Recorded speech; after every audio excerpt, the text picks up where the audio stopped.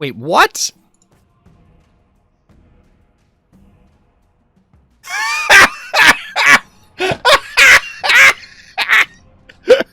Have fun with your 2-cost metal, bro.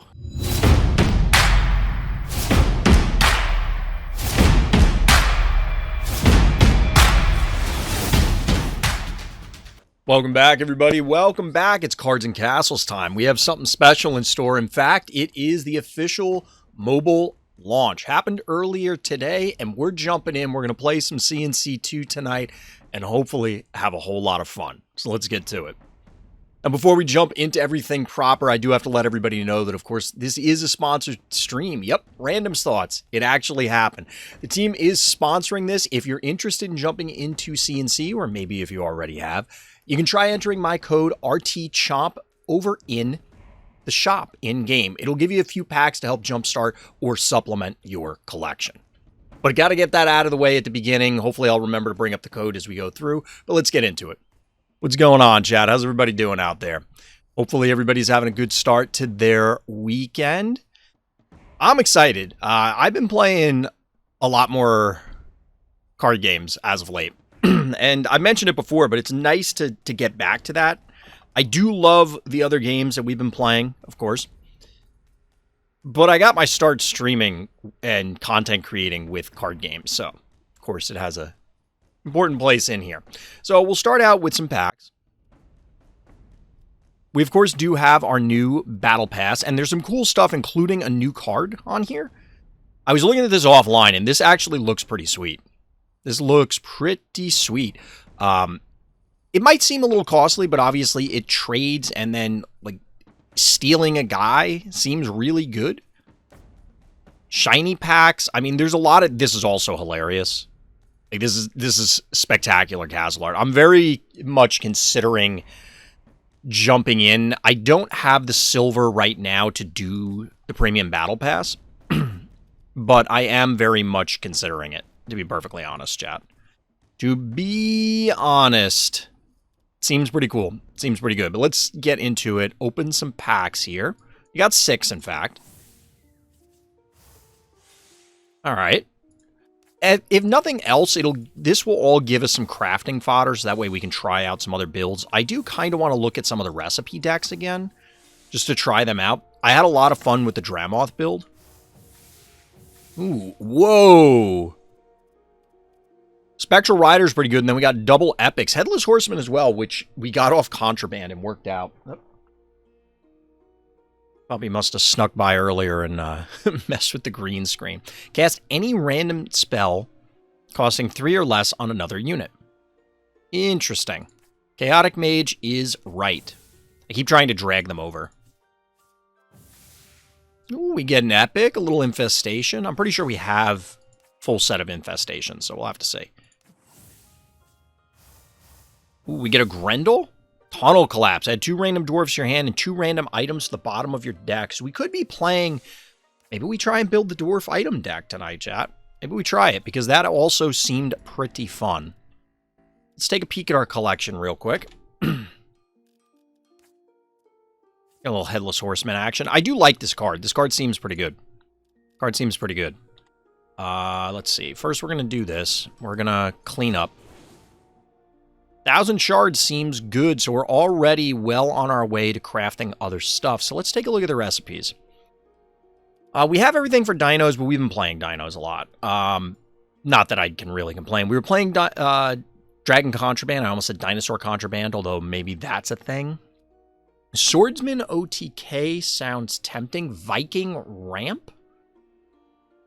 Viking Ramp sounds interesting, but so does Screaming Rats. What are we missing? We're missing Mooncaster. Whoop, I didn't mean to do that.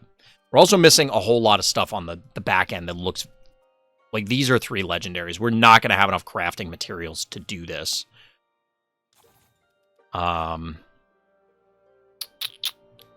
Budget res? I mean, we could try and build the res deck, too. There is that. How close are we on Viking Ramp? What are we missing here? We're missing a dragon. And this is a cool dragon.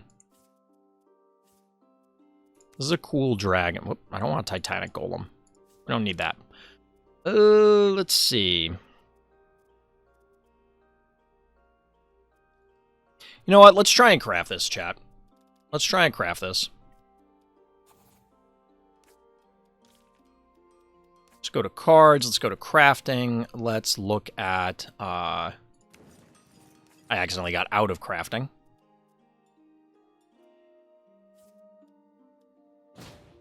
So we did this last time. We're just going to crunch a bunch of stuff so that way we can get some materials. Whoop. Keep clicking in the wrong spot. We just need to get up to 1600, I believe, so that way we can build what we need to here. This, yeah, this will get us there, quite obviously. Whoop. I keep clicking on the wrong parts of the UI. If you've been here for the Phobie streams, you know that's pretty normal. All right, we'll make Yenneroth Queen of Ice here. I keep putting the Titanic Golem in here by accident. This seems like another dragon one. We are Vikings, of course, so we'll go with that. Cosmic Swordsman? What? Do you mean the Swordsman OTK? I don't know what the Cosmic Swordsman is in reference to. Oh, the recipe deck? Let me see.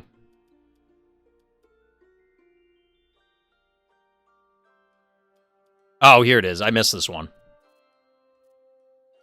So Swordsman itself seems to be the basis of a variety of different decks. I mean, a 4/8 with Cleave and Charge is very powerful. Obviously, Dragon Spirit seems pretty important for this deck. Kai Jr. is interesting. Kage also is another pillar, or seems to be. It's something I definitely need to pick up pretty soon. Like, realistically, this would have been a better craft than Yenneroth, probably, but... somebody was asking in my Discord, if you're watching this later, link for that is in the description. Somebody was asking about ways to deal with buildings, and that guy right there, that's one of them. It also notably is enemy summon buildings, so that way you're not accidentally nuking your own stuff. That was you, Rocket? All right, well, there you go. There you go. Whoa, look at that. Look at that. All right, we'll jump in a quick match, and then we'll jump into one of these lobbies. Probably won't have to wait very long. Let's jump into this one. There's a lot of people in here. Definitely recognize LKSS. We played against them a number of times the other night. This game seems to be the closest to the beginning. Ow. I just clacked my teeth, chat.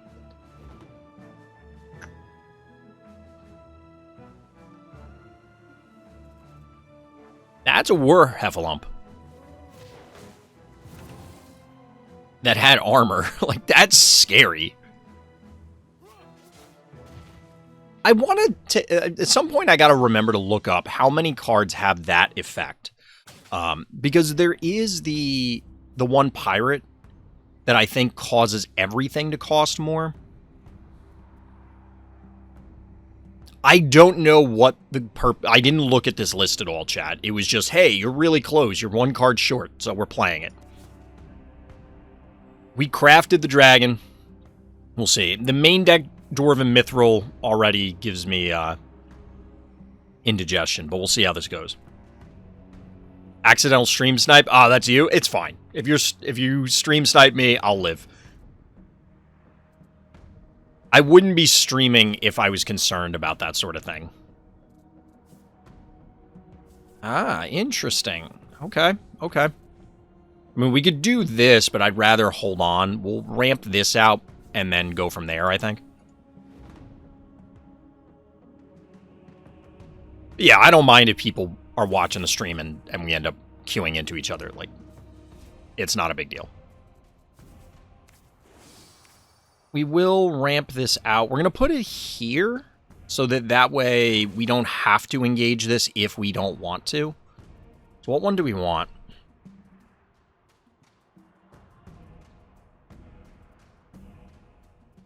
I love the idea of Leviathan, and I played a Leviathan build like a month ago or so, and I really enjoyed it, but I don't know that this is the deck for it.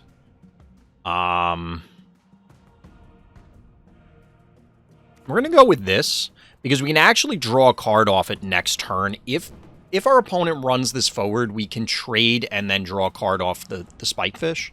Ultimately 2 cards, because then they'll kill it with something else. Or they'll just nuke this guy, and we'll still get 2 cards off of this. We will still get 2 cards. Because what's going to happen is they're going to run it in, it'll take a damage, or take 2 damage, then it'll take damage again, and we'll get 2 contraband off it. Is that worth it? Maybe. We'll see. We'll see what we get. So what's going on, Chad? Have you had the time to jump in? Have you been... Ooh. Alright, so we only get 1, thanks to this guy. It's a little obnoxious, but we will be able to snipe it with the Battle Squirrel. Some of the names are just hysterical. This has Cleave.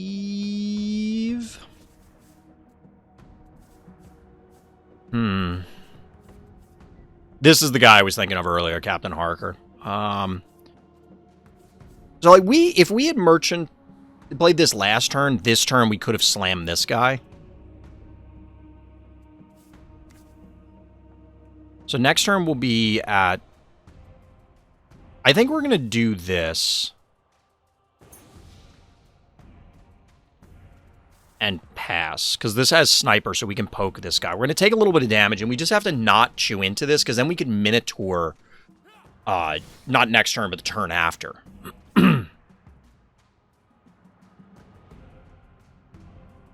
Yeah, Chad, as I mentioned at the top, if you're looking to... Ooh, that's scary. If you're looking to get into some Cards and Castles action, feel free to use my code. It'll get you some packs. All right, we obviously hit here. So, we don't have a great way to eliminate this guy other than this. So we don't want to damage it until we have to. So I kind of want to do this. If we put it here, we can get at anything. Also, well, we got treasure off of this guy. I mean, this guy can actually trade here, so that way we can free up a Minotaur or something else. Game name, this is Cards and Castles 2. It's available on Steam, and as of today, iOS and Android as well. So in my Discord, Quandavius, there's a whole bunch of codes. One of them is mine, RTchomp, if you exclamation point codes here. Yep, free to play. Well, that was fortunate. My code is RTchomp, but there are a number of other codes that you can use to get a whole lot of free packs.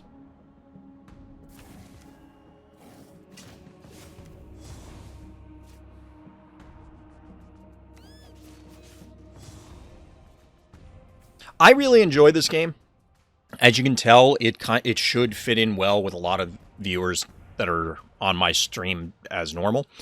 The board element, I think, adds a lot to card games, and I really enjoy it. I like the art style. I like the in-jokes, like the pop culture references and stuff. You can tell when, well, I guess it's going to depend whether you can tell, whether you're old like me or not. But there's a lot of things to really enjoy about this game. All right, so this is going to trade with the Minotaur, but it'll draw us a card. We are at 9 cards in hand, so we do need to... We're going to clean up the board here. We probably just get this guy online.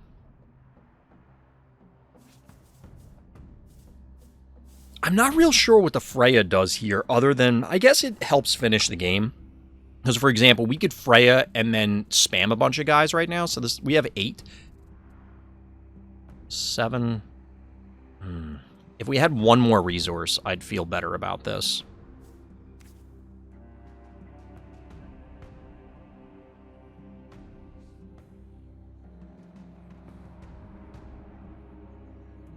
We're going to go for the multi-board rather than the singular large dude. I don't know if that's a good idea, but we're going to find out here. What's the main goal of the game? To destroy your opponent's castle. So you can see mine is the one on the right in red, the dragon. The castle just has skins. And they have 25 health, and the goal is to take them down. Alright, so this is going to get real awkward real quick. Because we can't really do 11 here. I don't think the spell clears this. We could sink like a million cards into him, but I don't really want to do that for obvious reasons. So we're going to do this. This guy's going to go here. Since he has cleave, he hits everything. This guy will die. Or we could run... No, we can't run the Minotaur in.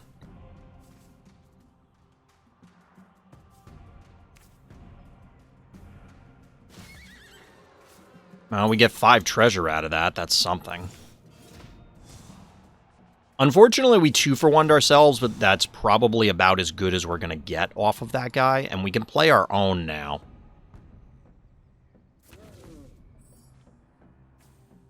So, like, that turn wasn't bad. We have way more cards than our opponent. Like, they only have 4. We have 7. Ours are pretty good. Mobile launch? Yep, mobile launch as of today. There are a whole bunch of codes. This is what I was just saying. I don't know if you already heard it on it. There are a whole bunch of codes, including mine, RTchomp. That's the exclamation point codes command. But yeah, it's on iOS. It's on Android. It's been on Steam for some time. But yeah, come on in. The water's fine. Or something like that.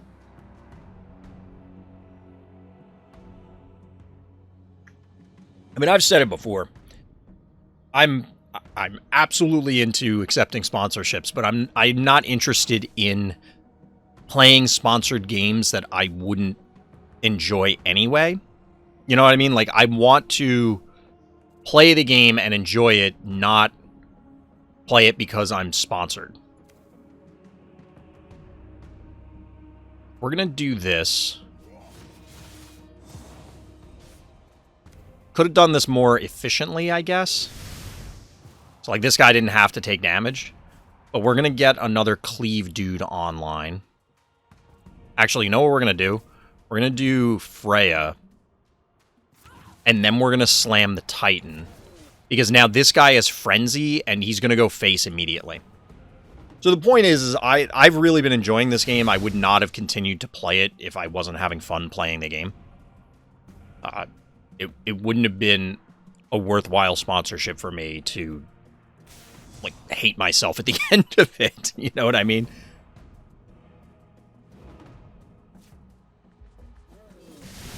If that had gone up here... If that had gone up there, that would have been... I should have waited. So we hit this.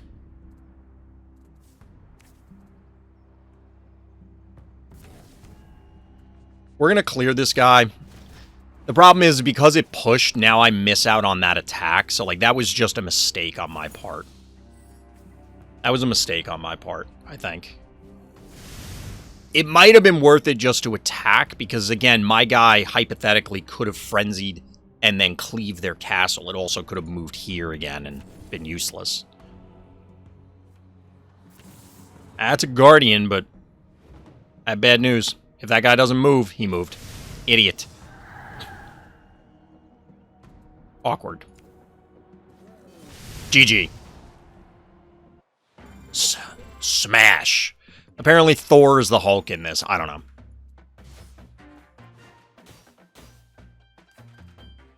GG, Rocket. GG.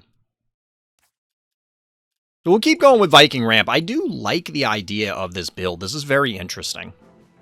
This build is very interesting. Oh, we're getting right into another game. They are Crusader Necro. I'm not really sure what to expect out of most builds. We're going second here, so we'll see what happens. We'll see what happens.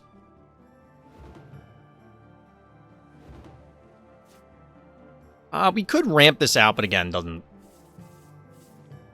don't know. Well, I've been playing for a while, Rocket. I actually have been playing Cards and Castles 2 for a very long time at this point. We'll pop out the dragon. Point is, I wouldn't beat myself up too much over it. Like, you'll catch up with people. And there's going to be a lot of people jumping in because of the mobile launch, because of everything. Sure. I think that was you, Rocket. I don't know with certainty. Okay, so what do we want to do next turn? We have 4 right now. Wait, 4...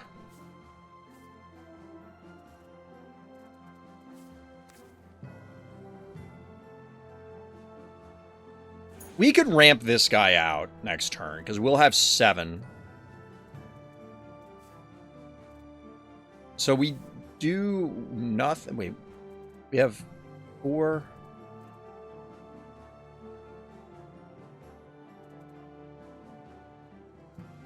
We're going to do nothing, because I think we'll end up screwing up our ramp if we play anything right now. That was you? Okay, Rocket.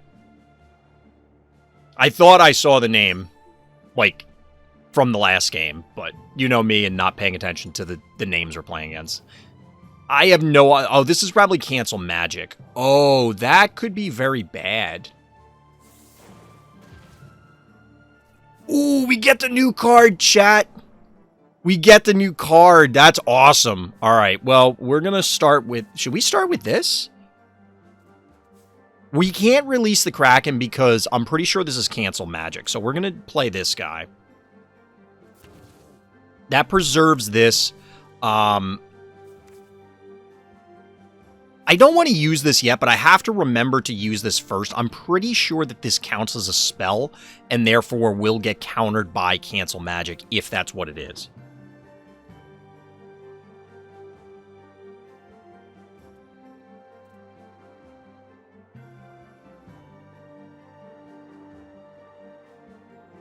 So I'm looking closely at this guy's face, and I thought the top of his hairline here was actually his eyes for a second, and then the 2 white dots were, like, him having a weird, like, his lower lip was coming up, and you could see his teeth on the side or something. I don't know. It was a little weird for a moment.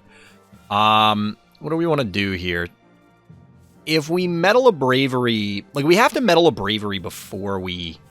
play the Kraken. I think we're just going to Captain Heart. How long does this madness last?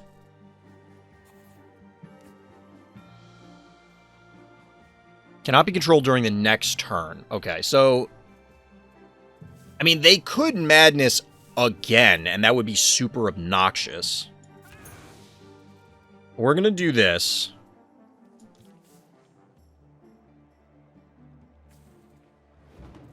We're only +1 treasure because I had to burn 1 to play him, which is... Maybe I should have played something else, like play the Angel instead. Alright, they're taking a turn off, so that's really good for us. 9 damage here for freezies is pretty good, so we're going to Metal. Okay, so it's not that? Or does that not count? We have 9. What trap is this?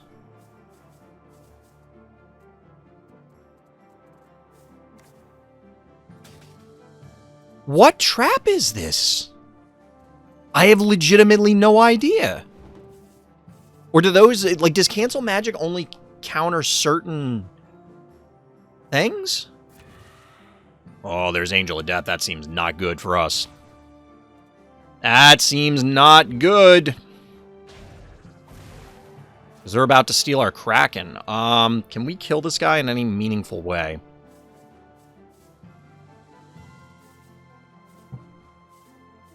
Like, I can't kill him with this. I guess we just dispel him. What am I saying? We just dispel this guy.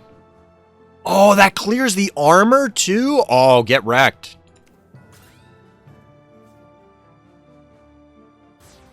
Oh, so it saves him. Okay. Play our own Angel? GG. Got him. Got him, chat. Moving up. Moving up. I mean, we're still in silver, so, like, let's not get ahead of ourselves. But season reset, of course. Season reset. Oh, we got some Mystic Pandas on the board here, chat. We're not going to get to observe for very long. We're not going to get to observe for very long, probably in a lot of games. So many people online. I do appreciate all of the quality of life features. Like the observer feature is something that really needs to exist all the time in card games. I think it's great. And of course, the game replay option that is also available, so you can go back and watch this stuff.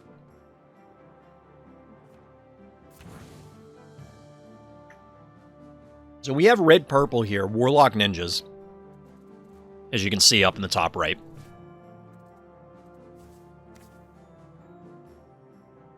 We'll just go with the Drake.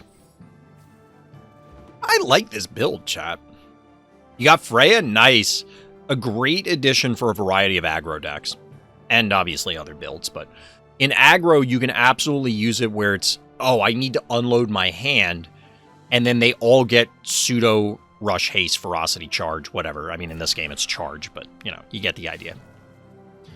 Mischievous Imp getting in there. Do we just do 3 to everything right now? I'm very tempted to do this. The reason being is then this does not activate on some other random thing. But if we do that, then next turn we can't ramp anything out. So we'd have 7 next turn. Like, we could man the cannons next turn, and I wouldn't hate that.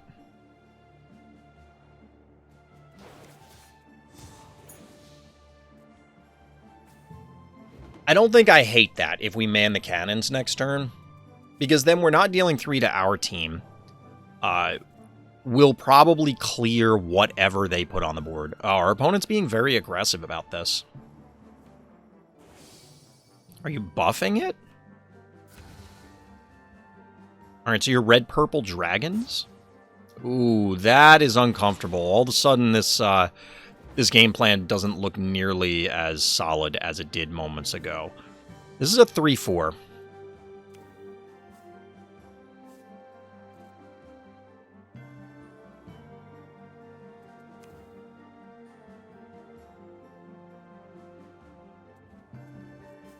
It's definitely out on Android, Honda.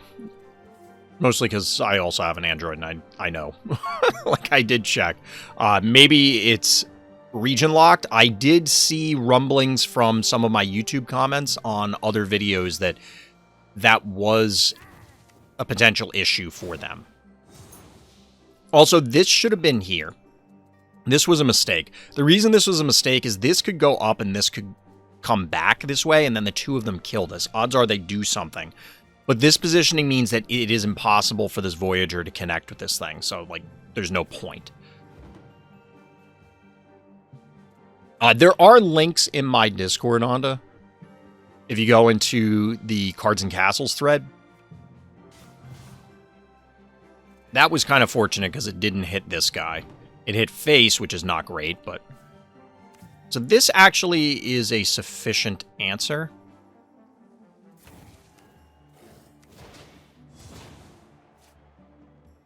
For now. So I think we've only had one thing die from spells thus far. Alright, so this could be anything.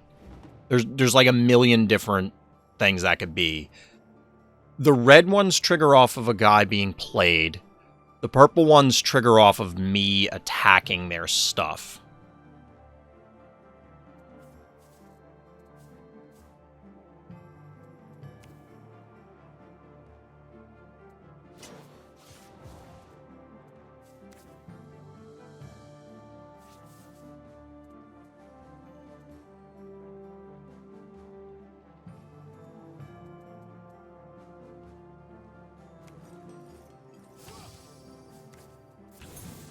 Alright, so it's not a red one, it's a purple one. Which means that when I attack into this guy, he's either going to get bounced or turn into something else. I think one of them, if they attack, it will activate. I think. I don't remember the exact wording on it. So for anybody curious, these traps are all 2-cost spells in a variety of different factions, and they are, well, if you played Hearthstone, they're secrets. They are the counter spells of this game, where under certain conditions, they will activate immediately and then do whatever the thing is. Now, in this particular case, they decided to run in. Okay, they have a second one. So we're probably about to see one happen. So I'm going to run this guy in. Really? Okay, maybe we're not going to see one happen. I'm not really clear on what these are right now. Huh.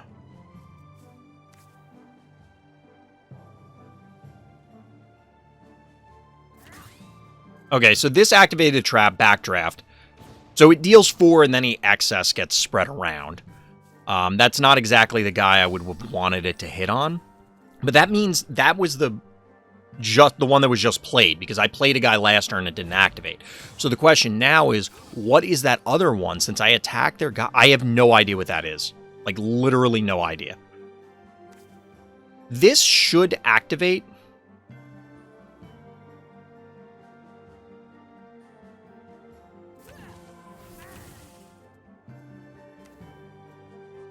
We'll do it this way.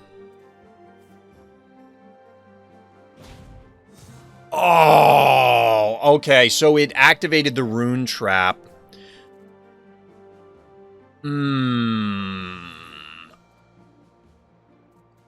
Awkward. So basically that thing's a landmine. Trebuchet seems really good. Trebuchet's pretty good. I mean, it is a clock. It is a clock, but remember, it can't interact, if I recall correctly, the card I'm thinking of, it can't interact with other guys on the board. So at a certain point, like, there's only so much you can do. All right, this is problematic. Well, maybe not. We can man the cannons. We have 11. Perfect. So we'll man the cannons to clear this guy. Then we can Titan. We can park our angel. Look at how big the angel is. Look at this angel. It is enormous. Get poked. The Valkyrie. I do appreciate that, because we were talking about this last week when we were playing. We were playing Dragon Contraband, and Dramoth is a big dragon. But when I say big dragon, like, this guy is huge. Takes up, like, I mean, he only takes up 1 space. All the dudes take up 1 space, but it feels like it takes up 9. All right, so this is going to be intensely awkward.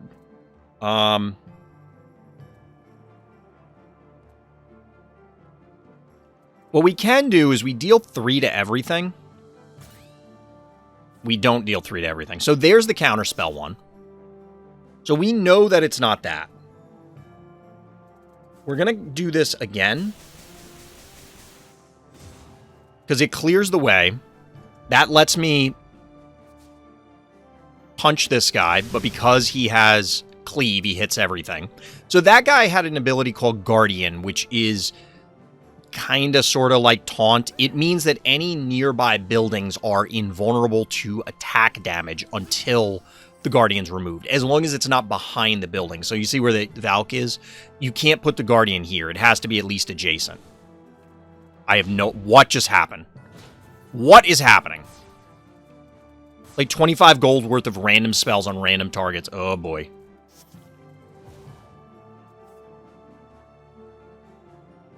That was a lot of things. I don't know what all of them were, but we now have a 20 attack Valkyrie.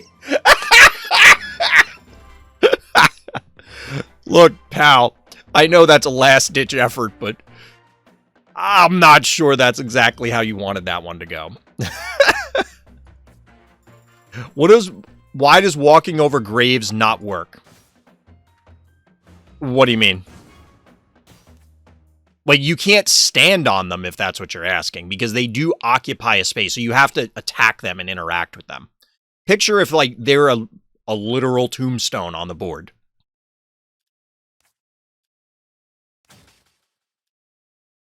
I walked over and they didn't die. They're not supposed to. You have to attack them, and that's very much intentional. So there are a number of cards, as you'd imagine, in the Necromancer faction, that interact with tombstones. You have to run this one guy whose name, I forget the name of the card. You have to have it in your deck, and then everything... Like, you can walk over it, as in, like, you can walk through it. As in, it doesn't obstruct your movement. But you can't destroy it that way.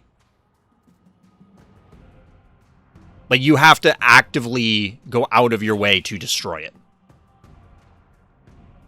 But the guy that generates or causes tombstones to be generated, then you can use the tombstones as resources. Some of the cards will res zombies. Some of them will destroy tombstones for other effects or whatever the case may be. But the tombstones are, as you can see, raise a bunch of charging zombies from tombstones. Or we're going to load into a game. It's a thing. We'll put it that way. It's a thing. But yes, you can walk through them. That's the point of the note, is that it isn't a wall. It's not going to obstruct your movement.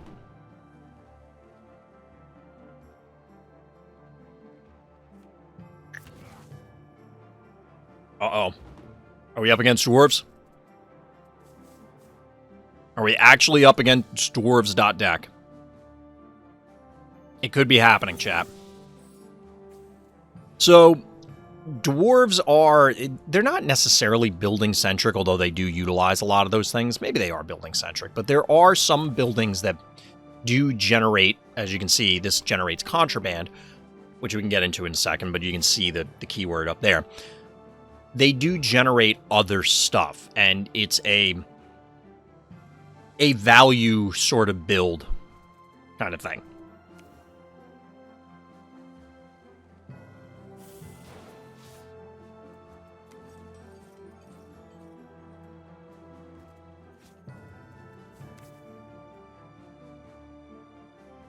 We're going to do this. And then not make a guy because I want to save the treasure. The reason being is I want to ramp and then we can play around with it next turn. I'm kind of surprised this deck does not run this. This automatically generates gold for you. That's what the gain 1 at the start of your turn is. And because it's generating that gold, obviously, you can see the 4 out of 3 here. They're above the curve. This is a ramp deck, and while the other ramp options we're running are more explosive, for the most part, because it's like, hey, get 2 gold, get however much gold.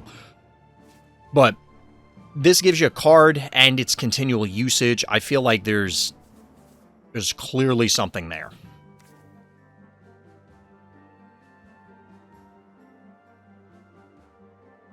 We're going to put this here.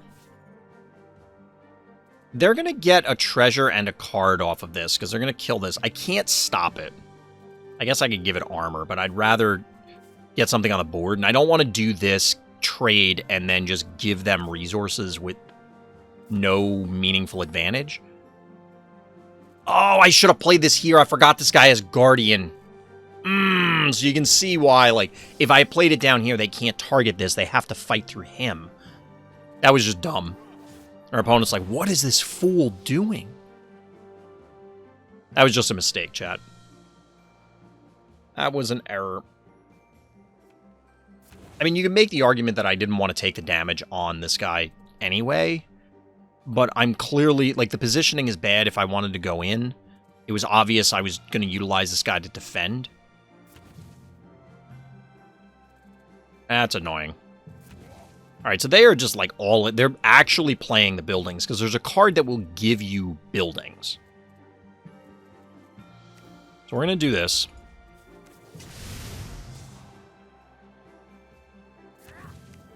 We're going to do this. Clear this guy out. Get our treasure. And then we'll pass. I don't really want to waste money on the peasants right now. We haven't had anything die for the Valk to res. I'm not super sold on the Valk. I wonder how well this would work as a ramp build with a different faction pairing instead of blue, instead of Vikings. Because while Valk is cool, and this guy's definitely very strong, it's not as though the other factions don't have things to ramp into. And it looks like our opponent is kind of running the same stuff. Kind of, sort of. This is only when it attacks, so we're not in danger there. Unfortunately, this means that I can't armor this guy up and do what I want. So we're going to do this. Clear you out.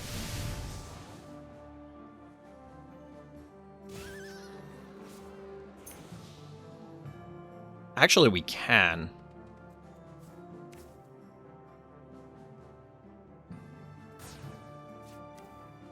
We'll give ourselves some armor here. It cycles the card. We're actually going to give this guy armor, too. I want to make sure that he's preserved. That does chew through all of our treasure, including the extra that Joff got us here. But this guy's pretty important. He'll also, if they don't block here, I can kill both these buildings. Alright, they have to be running dragons, right? I don't know what the building payoff is. Like, if there's something that says, deal damage to your opponent equal to the number of buildings you have. It's like SimCity 7000. Alright, so this is obnoxious.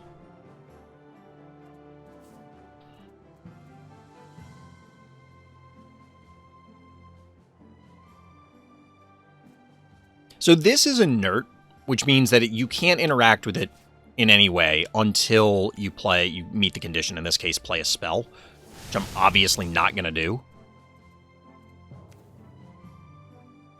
They have enough treasure and stuff that I almost don't care. They obviously have Dramoth, right? So this is 11. They're going to be able to dump their entire hand when they play Dramoth, and there's nothing I can do about it.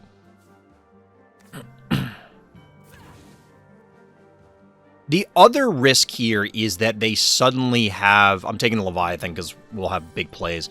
If they End of Days. How do I like building spam? I haven't actually played as that deck. I played against it a couple of times. Here's End of Days. So we'll just Valkyrie as follow-up here. No, we won't, because I'm one short. No, not like this.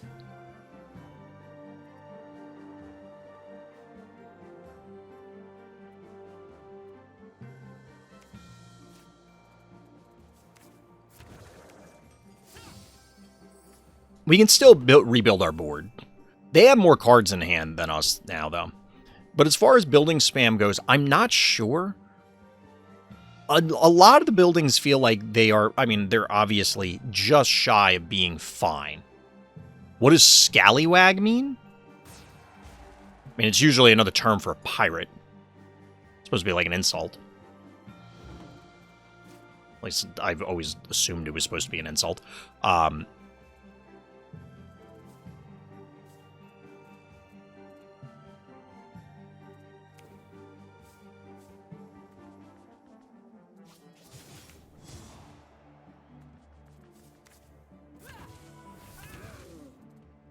Yeah, the hell with your End of Days.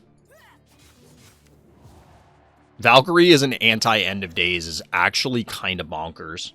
And if they do it again, we have a second Valk. Alright, I'm sold on the Valks now, chat. I don't know where you... Like, was there a card that said Scallywag on it?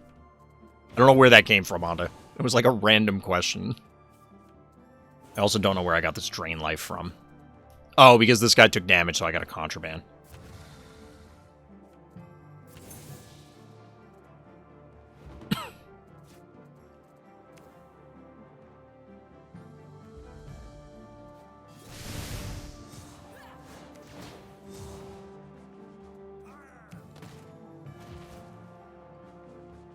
Oh, we got Kraxus. Yeah, we'll play the Leviathan. We're going to hardcast Leviathan while we have the chance. Wasn't there a draft mode during EA gone for good? It's gone temporarily, as I understand it. There was an announcement in the official Cards and Castles 2 Discord a week or two ago. It was relatively recently that they said that they're going to pause that mode for a while and then bring it back sometime later in the future after launch. What type of deck seems like the best in most cases? It's going to vary on a huge set of things. Including how the hell am I going to deal with this? We could Valk again. So this is 10, 17, plus run some stuff in.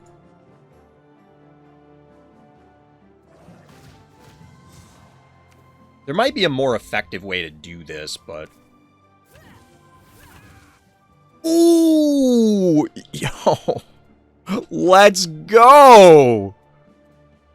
Oh, man, this guy is gonna be pissed.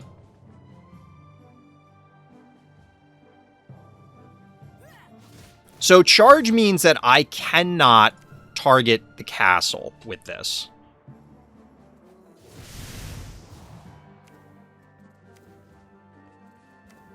Which means we can't win this turn. Was there a way for me to win this turn, chat? I mean, they're dead next turn, but... no problem, Nefarious. But yeah, Rocket, there isn't, like, this is the best deck. If your game has a plain, this is the best deck, there's usually a problem.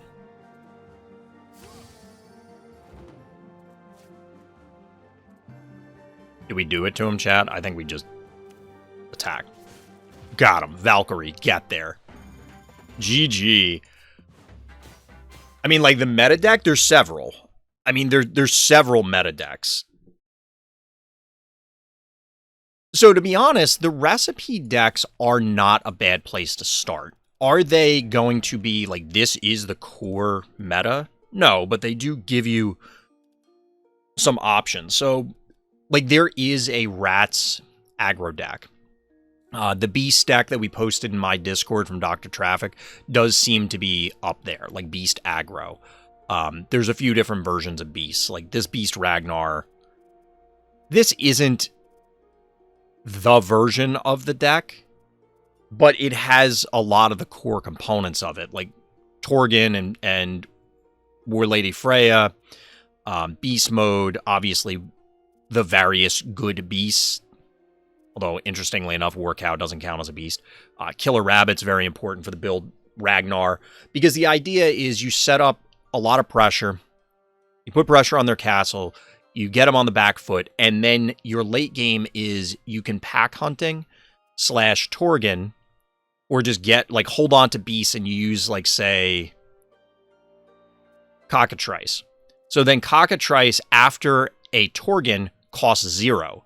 If you got the Cockatrice or Killer Rabbit, for that matter, or whatever, off of a pack hunting, now you have 3 copies of a 0-cost card.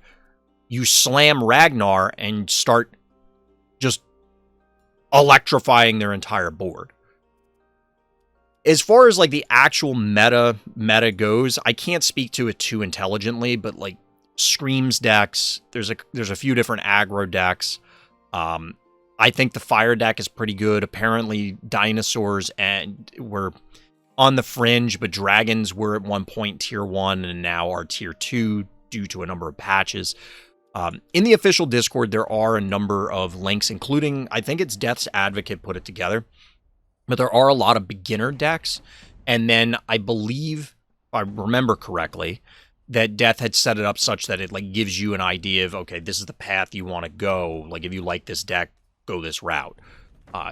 Don't quote me on that because I haven't looked at it recently, but we do need to win some more games. And then we got to play a lot of Undead and Crusader cards. Maybe we picked the wrong one. I should have looked at my quests. But that's all right.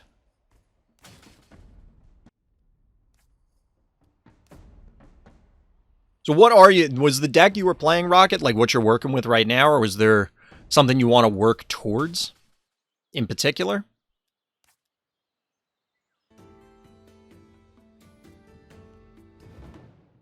I mean, given that the game just hit mobile, meaning that there's going to be a lot more people coming in, there's going to be a lot of things in flux. There's going to be a lot more minds looking at things. You could argue that while there were and are a lot of very, very strong players involved in the game during Steam PC launch, that ultimately, if you have more people slamming the game, it's just sheer weight of numbers. It's the same reason that when devs test a game, realistically, they can never test everything. So what ends up happening is, like, they may think something's fine, and then it turns out, hey, that's not actually okay because there's millions of people doing it and checking it out. A lot more people to be believers in the Swordsman OTK. Are people not believers? Like, is that considered a meme? Because I would have thought everybody believed in that. That deck seems like a thing.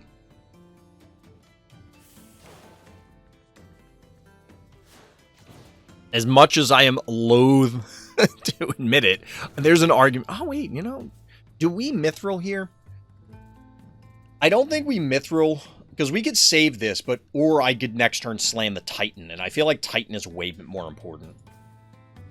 I haven't seen or heard someone else using it yet. I don't know. When I was in the Discord hanging out, like, I periodically people talk about it.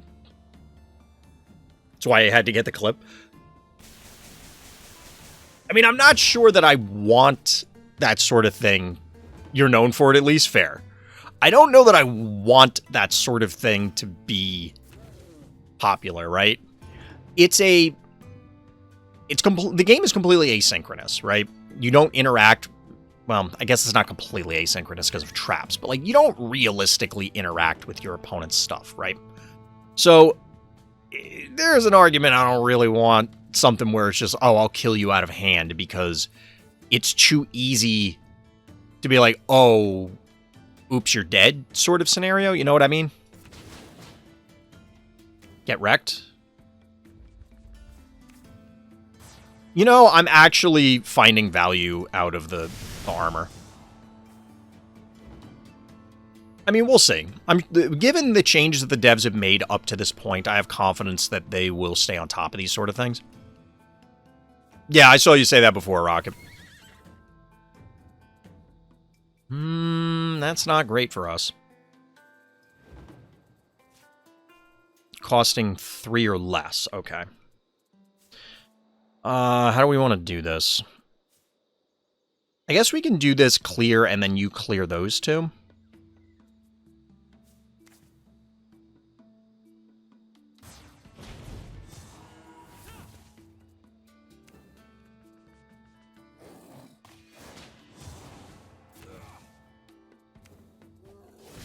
Well, that's pretty good. We only take 2 off of this. Put you here. What deck would you recommend building towards? I mean, I always recommend starting out games with aggro. It allows you to capitalize on opposing mistakes, whether it's deck building or actual play error mistakes, as well as get you familiar with things so that you can get your feet under you. How do I want to kill this guy?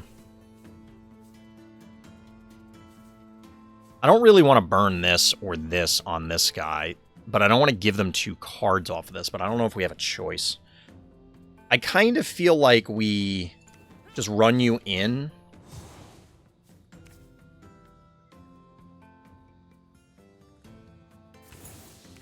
And then we do this.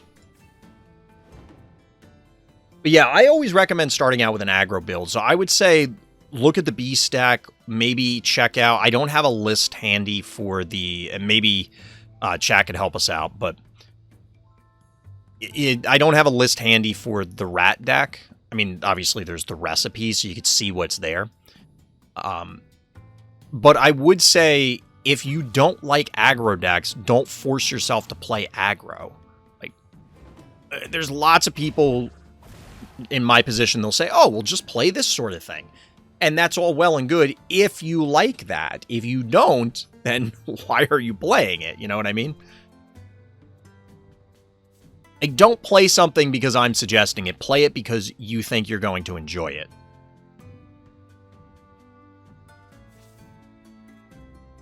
I don't know whether to swordsman this or not. We're definitely doing this.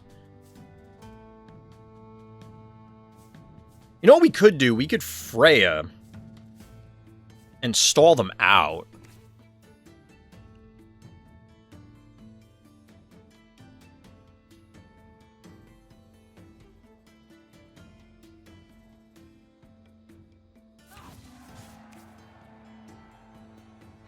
So we're doing this. This means he'll punch here, but it's mostly to stall them so that their next turn is awkward. Swordsman OTK is the best deck. Go for that. Don't.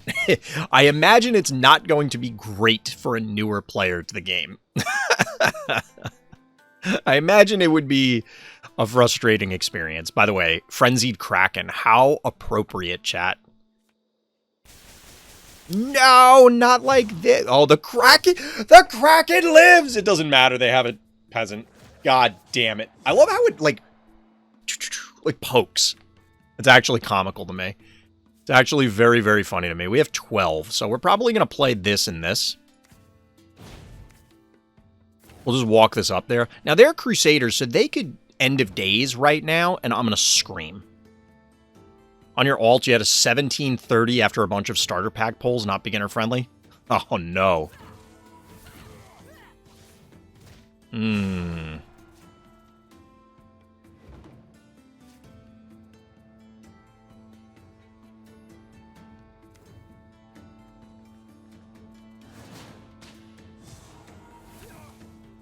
What is it with these guys? Alright, so he's swordsman. Like, that seems okay. It's an alright turn. It's acceptable. I don't remember what was destroyed by spells, chat. I'm not gonna lie. Oh my god, these Minotaurs. Their Minotaurs are getting value. And unfortunately, the Valkyrie would trade in. So we probably Joff into this guy, right? That feels terrible. We don't have enough to ensure that it lives. Oh my god, with this. The res is real. The res is real. We do need to finish this game soon, or we're gonna have problems. So we do have the option, like, we have 6 damage out of hand. We only need to get 5 more damage. So I think Joff into this and then go face is not a terrible option. Okay, we're dropping our whole hand here this turn, chat, because we hit the dragon.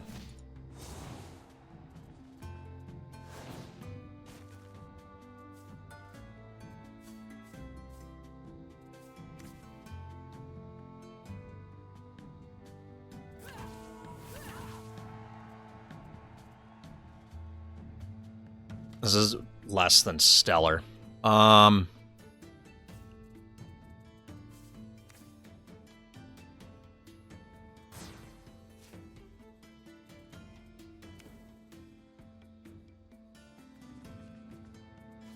mean, they're dead next turn unless they have armor or a heal.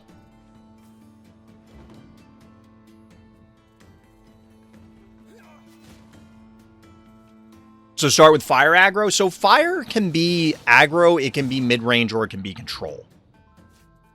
Good job. I don't know which that was in response to. I'm assuming because this.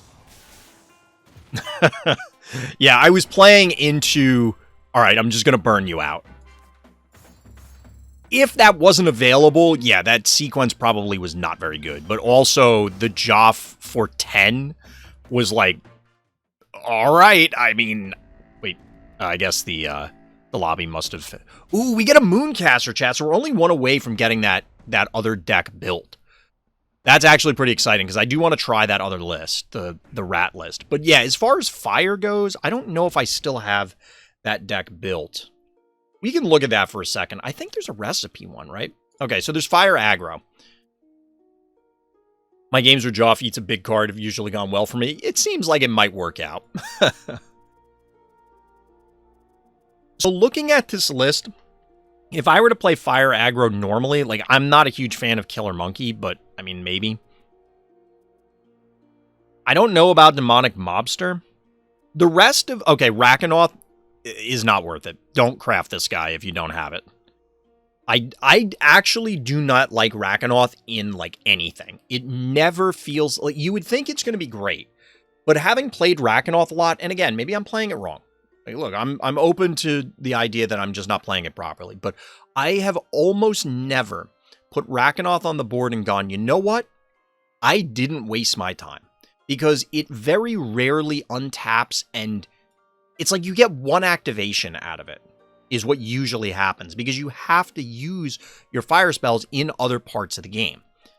Now, this is fine as an aggressive build. I think you can also push it into other areas. So, for example, you're already running Blaze, because keep in mind, this can go face. This cannot, but Flare can. You could, of course, run Firestorm as extra additional face damage. But as you can see, things like Infernal Furnace and, well, Dragonfire used to be This is where, because this used to have different text, and it was patched. This used to be a huge deal. I think it's for the better that this is the case. You could also look at things that are non-fire that would help both this version of the deck and others, like this. Whoop. Just because you're drawing extra cards, they could be fire cards. It just allows you to present a threat, and then you can decide of those 3 cards, which one is going to help me either continue pressure, maintain, like, either amplify my pressure, maintain my pressure, like you get removal to keep your guys alive, or something else. There's a lot of different ways that you can go with the deck. I like fire. It definitely feels like it's a... It felt like it was a strong tier 2 when I was playing it last. It felt way stronger a few patches ago.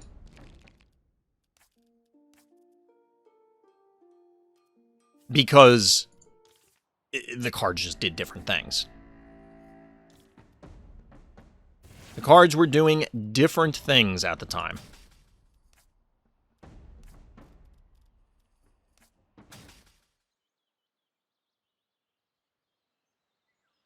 But if you wanted to start there, like, I don't think it's an unreasonable place to start. The problem is like, I don't know how familiar you are with card games in general, Rocket. So, like, do you prefer to play aggro? Do you prefer to play control? Do you want to play mid-range? Do you want to play ramp? Do you want to play combo? Do you want to do whatever? Do you even know what these terms are? Because if I'm just saying things and it means, I mean, some of them are self-explanatory, but not all of them necessarily are, or even if they are within the context of the game. Depends on the card game, that's fair.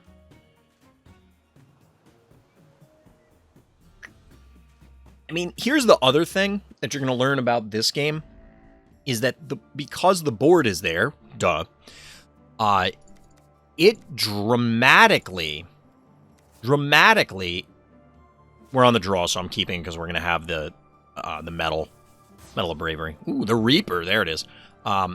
Which is funny, because now we have another card that's supposed to be death, basically. But the board dramatically changes things, because there is much more of a tempo element to the game than there is in other card games, because it may just literally take you time to get from point A to point B. You know, you can't just slam stuff on the board and go, yup, I got it. They're going to get a frost spell out of this, which is annoying. And take the Spikefish. It's possible I should have played this guy. I don't know. I don't know that I like this guy. So you can see the little tombstone means that this is going to leave a tombstone behind.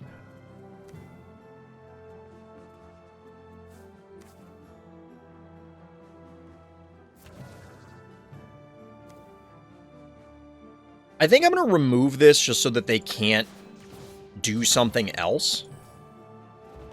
Like, if they could buff this guy and then, like, I don't know, there's something weird. It's going to die anyway, so I might as well kill it. You know what I mean?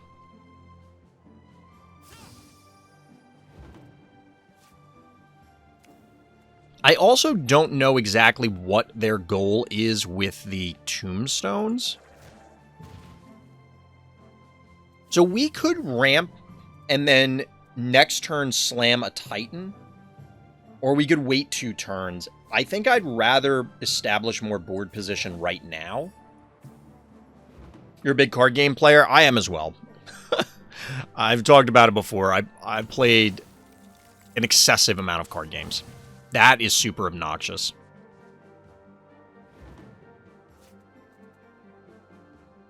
So we could wipe their board, but I don't know that I want to do that. If I don't, are we okay?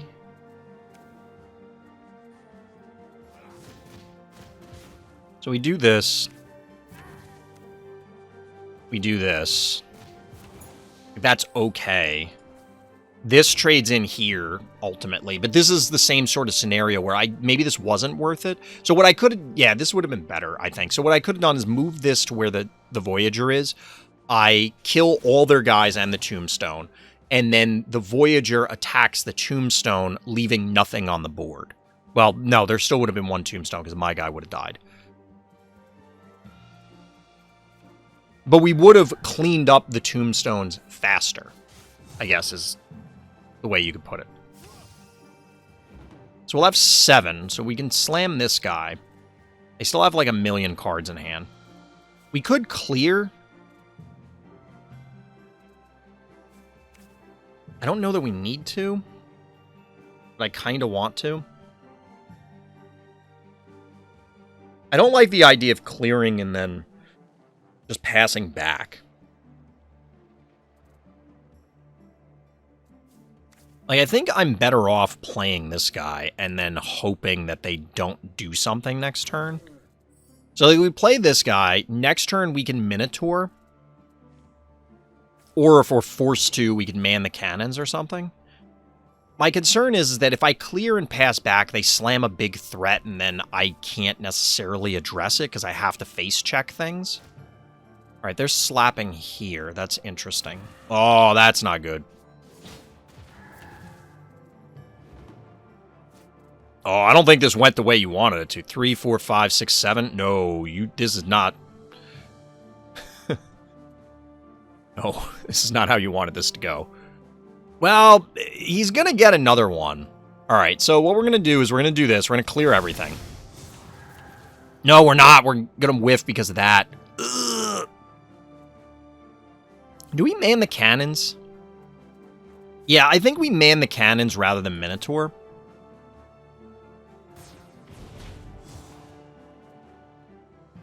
I don't feel great about that. I don't feel great about that. It does preserve the Titan, forcing them to interact with it again. This is the danger of potentially leaving it. This got changed throughout the different patches, and I like this new version better. It used to be more front-heavy. We don't have a good way to clear this thing. I guess we can Minotaur. We can just Minotaur. All right, no, we can't. Who are you going to hit? There's a good chance that... Oh, no, this went first. No! All right, so now we Lightning. We have 10. So we Lightning and then Titan.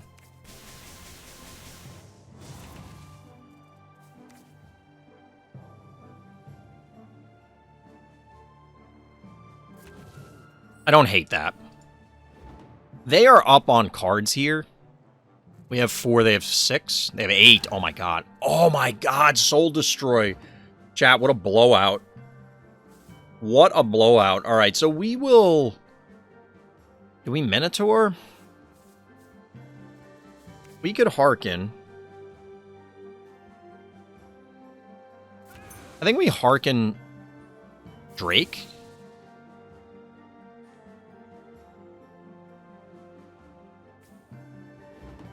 This slows them down. Like, they have a ton of mana and a ton of cards, but obviously the Hearken makes life complicated. Okay, it doesn't make it that complicated. They clear our board. One-sided Wrath. Well, I guess it's a Wrath, no matter what, because their guys are dead. I don't know. Whatever. So, clearly we're playing this. We're on turn 10. This is not going well, chat. This might be our first L of the evening.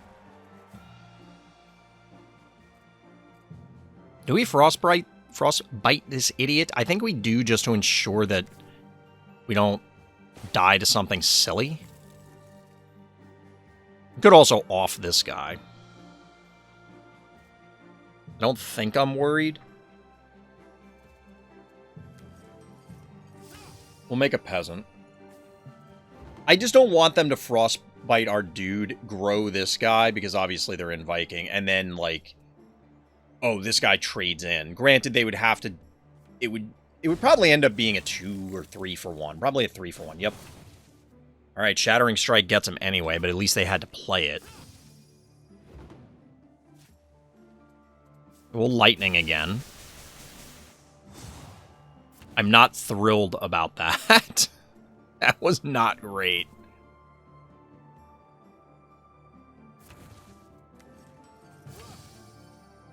We're slowly getting through their cards in hand, but little do they know we have 2 dead cards in hand. I'm saving the Mithril for the Minotaur. Not really exactly what Legolas planned on. Oh, no. The thing is, because we killed so many things with lightning, there's a lot of stuff in the pool.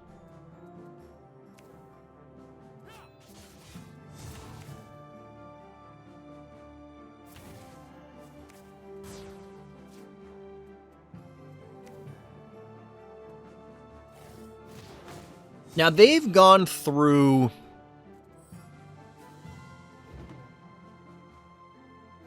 I don't know how many copies of things they've gone through at this point. Oh, got a ping in Discord chat. What's this? I'll deal with that later. Alright, so that's both Soul Destroys. I think they played both of the Zombie Res cards as well. I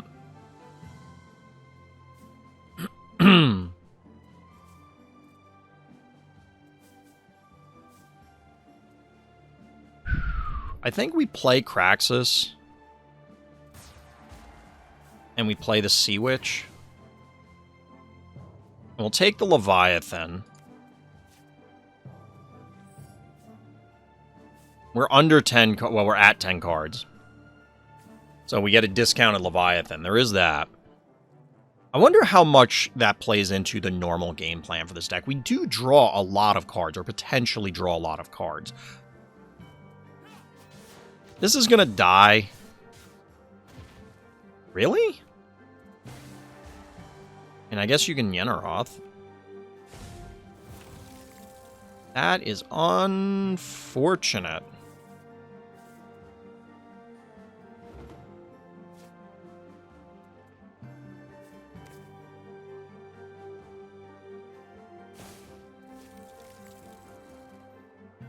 I wonder if they left it there intentionally to make sure that I couldn't play something there.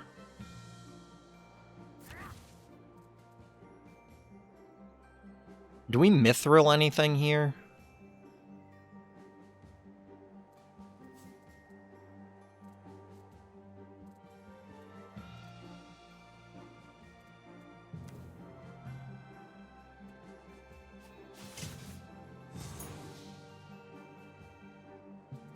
I don't think there's a reason to Mithril right now.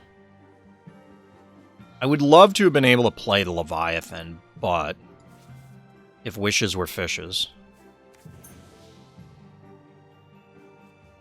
So there's the chance that we can Kraxus and activate, but we're down to 8 cards in deck. So are they, actually. They have 10 cards again. Good lord. Probably because they played that Soul Destroy and crippled us. Not like this! Ah! Wait, what did you kill it with? Oh my god, how many shattering... That's like the 15th shattering strike they played. I know it's only been 3, but still, that's more than I'd like it to be. So we get Minotaur Mithril and live, like we run... We end up killing these 3 things, sort of. But we're tapped out. We could Freya Leviathan, though. Like, that's a play.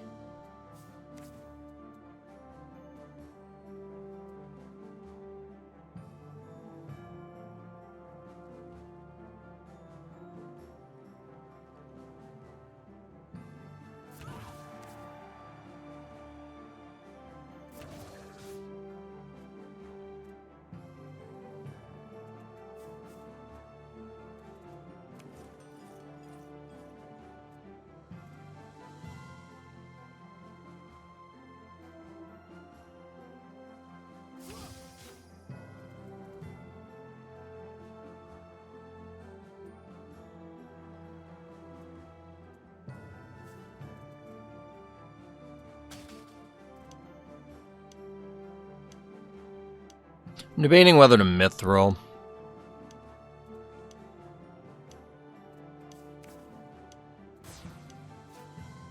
We're going to Mithril there. The reason being is that this can tank the hit from this guy. So this kills the dragon.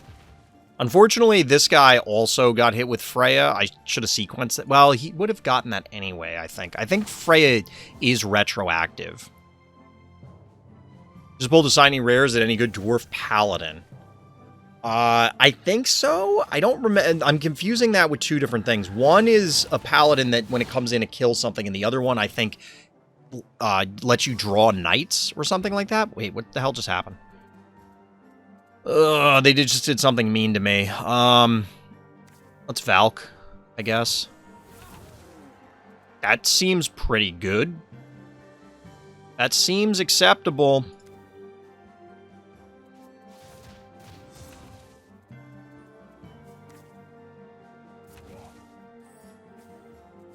I can man the cannons next turn. If it's the latter, I mean, the first one's good too, but I think the latter is a little better. There are some, like, knight decks, or knight-centric decks. I don't know if they're really, like, knight decks that exist. And there are builds such as knights where it's just like, hey, I'm an enormous card advantage engine. I can't believe that there was another Shattering Strike. That's literally the four. I get they drew a bunch of Frost cards from Yenneroth, from this thing, from other stuff, but, like, that's the fourth Shattering Strike, chat. Give me a break. 5 cards to 5. They still have 6 cards in hand. And one of our cards is going to actively be problematic for us because you can move through this. Why didn't you kill it? Baby, what is you doing?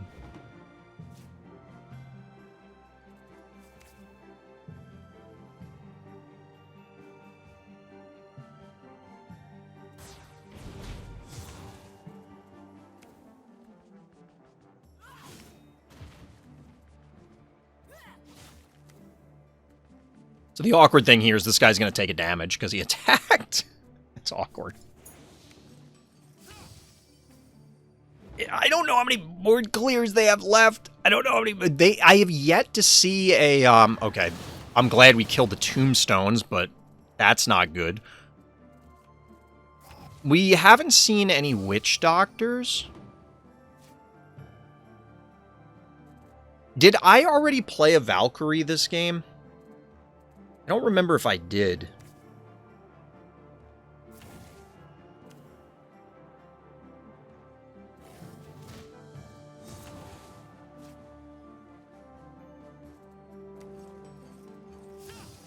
Oh, we're down to 6, so I can't afford to take more damage, hence the block here, the body block, or attempted block. The thing is some of the frost spells can just go face. They may just be able to burn us out. I was tempted to play the Kraken, but, like, we'd 100% be dead if we allowed the Penguin to connect. Their game plan may be to run us out of cards. They could legit run us out of cards and we might just die. Well, there's the other Valk. Truth be told, chat, I have not... Alright, so... Yeah, this is not great.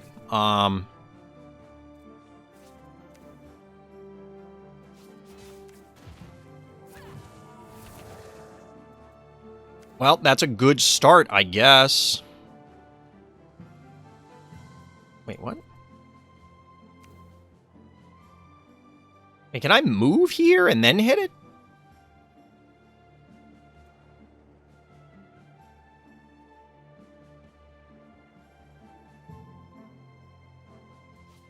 We're just gonna kill Pumpkin Guy.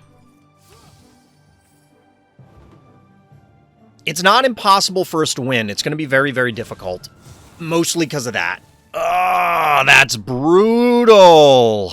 We take 2 next turn, then 3 that... I think we're dead. I don't think we can win now. I think we got, chat. Wait, can I dispel freeze?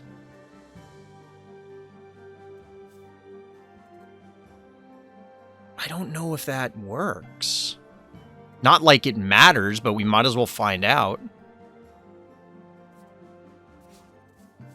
Oh, it has to be an enemy.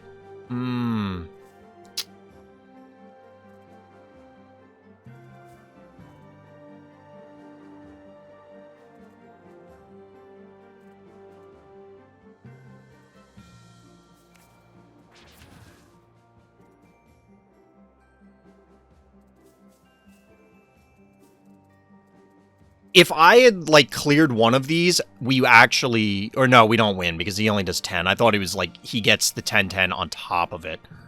I think we can just get literally 0 gold here.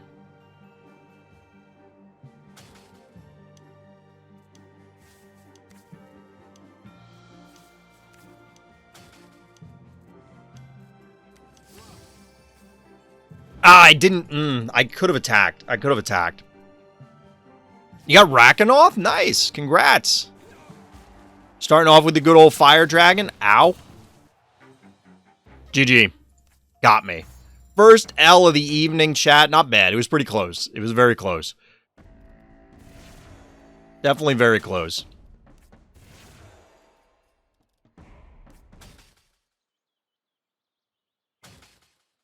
Oh, we get into a game right away, chat. Yeah, we'll throw all of it back. We'll throw all of it back.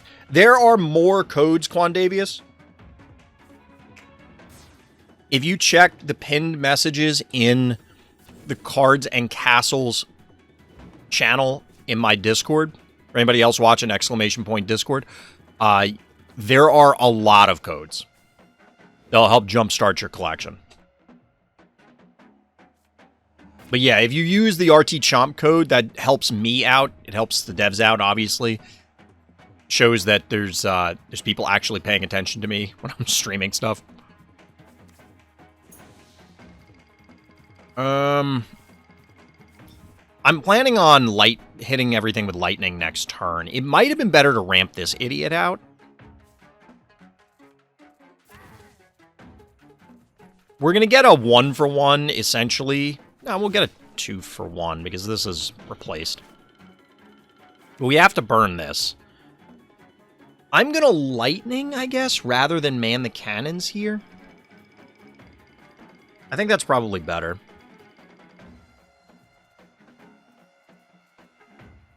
Which means we don't have to expend this.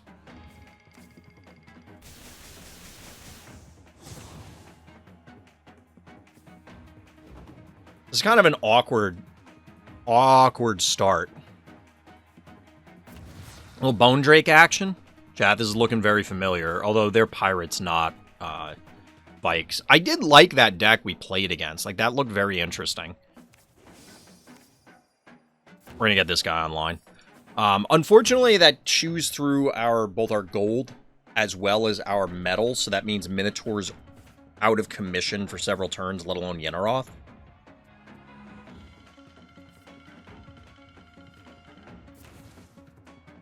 Skeletal Warrior.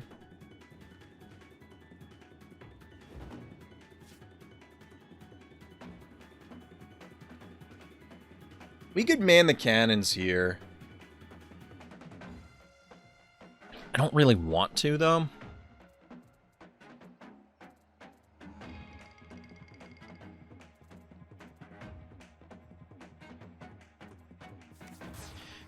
We're going to do that because I don't want to hit that guy. And we're going to sort of race. We're out of removal right now, though. So everything we're going to do is just responding. Got Madron the Warden? Is that the big druid guy that makes squirrels, if I recall correctly? He went through a number of changes. There's the Witch Doctor.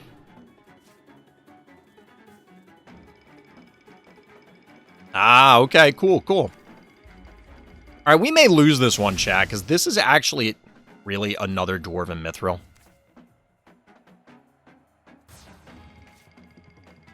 All right, that's a Joff.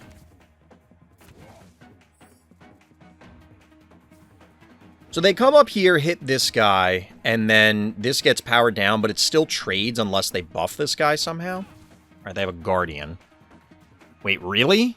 I don't think that's what you want to do. I don't think that's what you want to do. Then again, they might think they can just get there. And right now, I'm not exactly representing anything to the contrary. Alright, so we hit the Guardian. This does mean... Well, I guess we can just Joff this guy.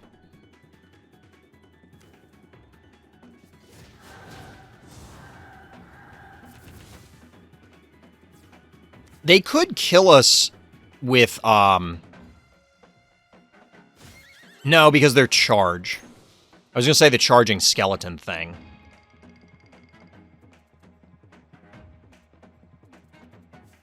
Do we trade this guy in here?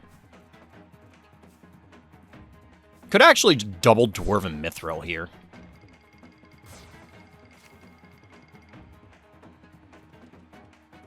And then now he lives. And then we do this. The question is, do I... We have 4, 5, 6, 7, 8.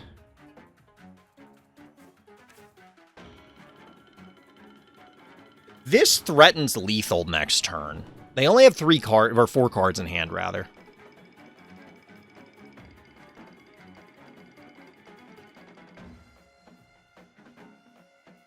So yeah, the Warden guy I think is pretty cool and actually relevant to a couple of builds. Obviously with the legendaries, you know, you can only have 1 copy in a deck, so there's only so much you can build around them unless you're looking for the late game or you have a ton of card draw. Because if you're playing like an aggro deck, your 1 of legendary is relevant, but you can't... Okay, we could just be dead. We're not dead.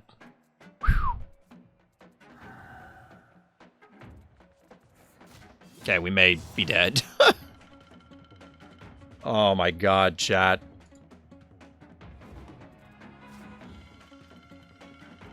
We can't Valkyrie! Oh no! I thought we were going to be able to Valkyrie this turn. Crap.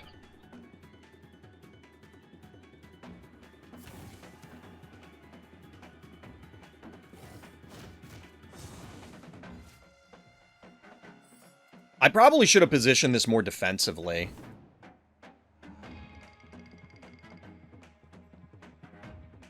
Corpse Explode is powerful. Corpse Explode is a good card. Oh no, we can't, Damn it. Oh, we're in deep doo-doo, chat.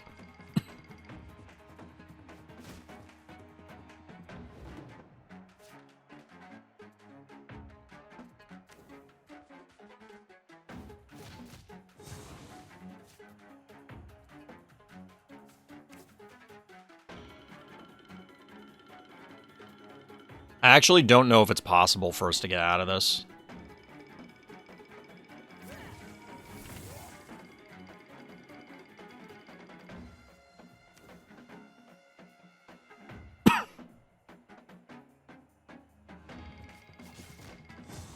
I think they can win this turn. Yeah, they just walk up, hit the Minotaur, and then the bottom zombie is free. Ah! I think I just played a little too greedy there. They went for the wrong thing. They could have just won, although I guess they still can do it.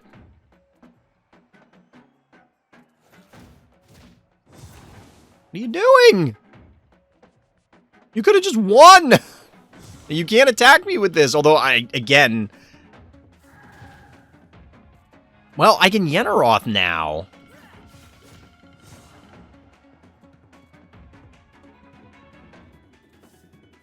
I can Yenneroth now. Like, there's a world in which I live. I mean, it's not probably not this one. We have to hit the freeze everything card, I think. And that's our only out. We could Valk, but we're not going to be able to body block enough stuff. We have like 2 charge minions. Possibly. Yenneroth is a guardian as well.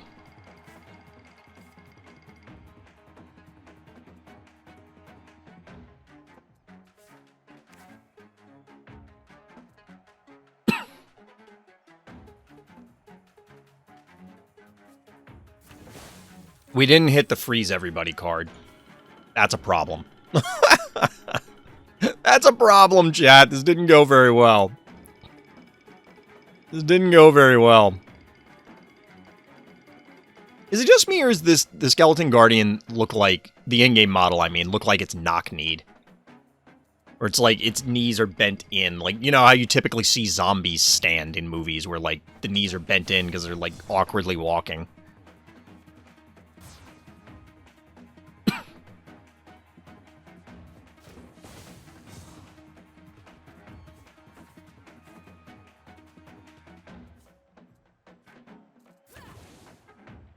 Sea monsters.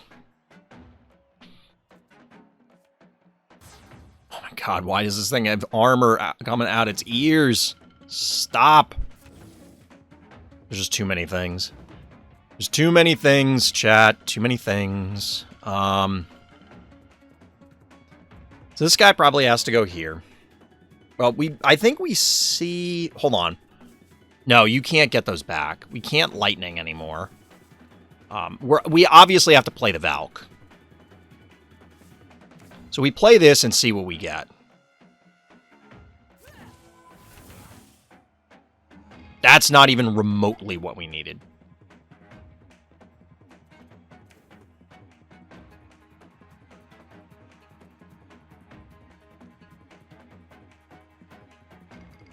I guess you trade in here.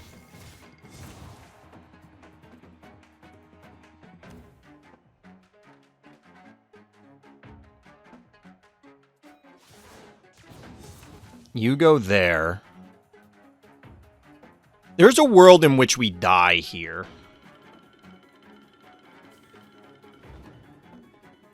Like, there's a world in which we die this turn. Although we're already on borrowed time for like 5+ turns already. There's no reason for us to still be alive at this point.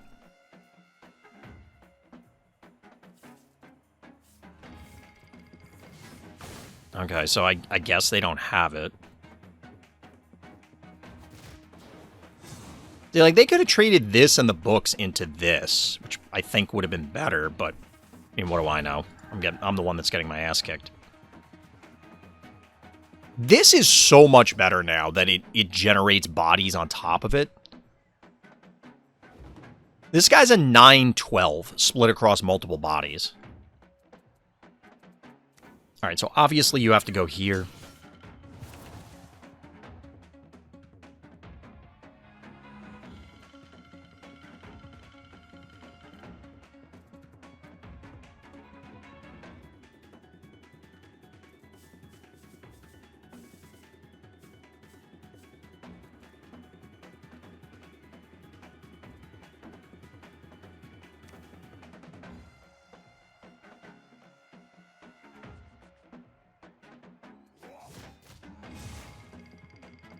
Oh, no. Oh, we almost had it. So what I was going to do is play the Freya and then use to block this out and then send the Titan up here. But now the Titan has to hit, like, here. So if we put Freya here and we put the Titan here, we need it to end up here. If we put it here, I don't know if it always moves maximum. Or if there's a chance it stops here.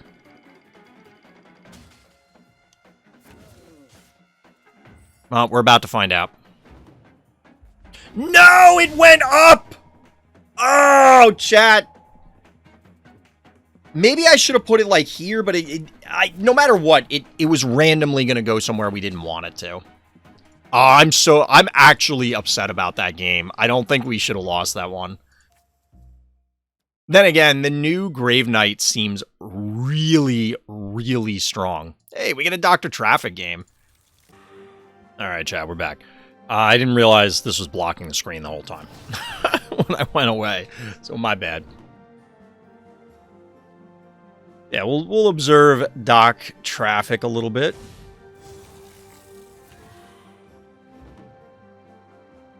Hey, we got a couple people joining Discord who also can't figure out how to use the rules. There we go. We got one that figured it out. Yeah, if you're interested in talking about cards and... Ooh, Doc Traffic.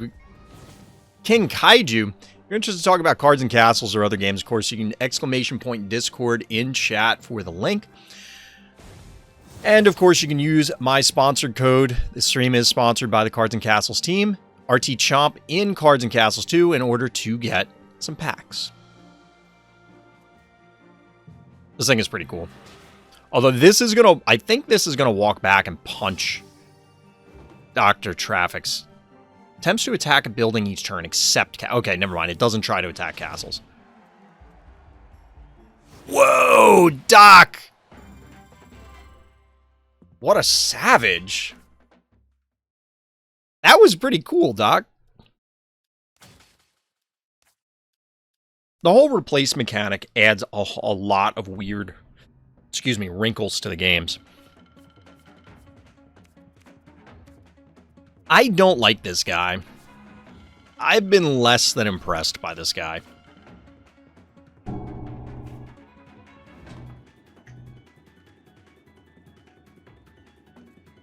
I've not been very impressed with this guy. I mean, we can ramp one out to gain early control now, which is what I really think this is. It's probably we're not going up against the matchups that it's intended for. So, for example, that rat deck that we were referring to earlier, I imagine it's going to wreak havoc there because it either causes your opponent to position weirdly, thereby slowing them down, opening them up for lightning or whatever, or it's just clearing the board on its own, although it's going to die in the process. White, obviously.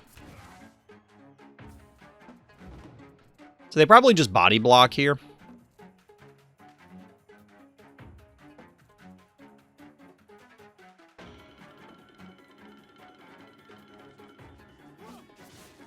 Alright, they might just make another token and then block with it. Or whatever they're going to play.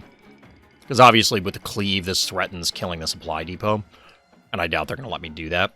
I do wonder how much I should just be putting this guy on the board and not attacking with it.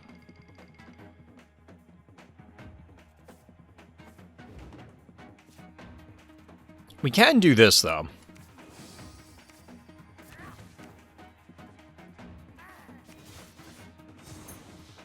So we get a treasure. So we turn our metal into a permanent one. We get an obnoxious parrot. This is something I do need to craft. Because last will decks do seem very interesting. A lot of the decks I'm looking at lately feel like pirates are the combo. Like, they are what I want to pair it with. That's a man the cannons. And that's a board clear. Sad face. We can do this, though.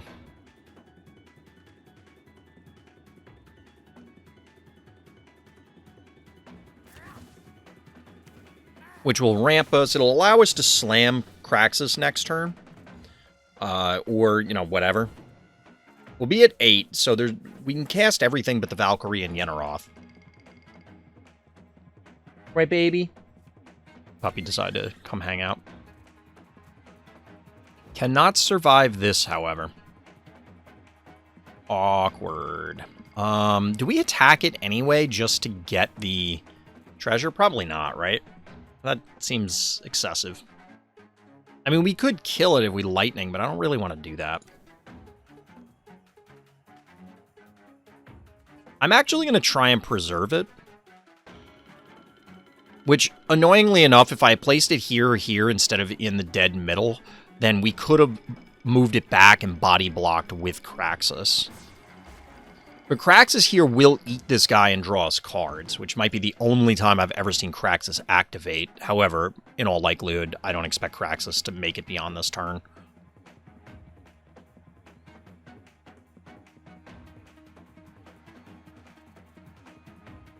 Obviously, Kraxus requires a whole lot to have, fall into place. Ooh, a friendly giant. You were the previous undead opponent. Well played. I discovered this game today. Nice. Well, welcome. Welcome. Yeah, I've been enjoying Cards and Castles for a while. It's definitely a very fun game. Obviously, I'm streaming it. Since you're new to the game, I do have a code that can get you some packs, ! Codes, or if you just want to listen, RTchomp GG. There are a number of other codes also in my Discord that will help jumpstart your collection, hopefully. Let's do this.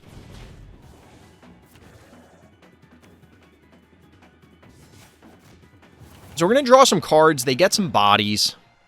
Ooh, Kraken. I think we're going to Kraken for free. That seems pretty good.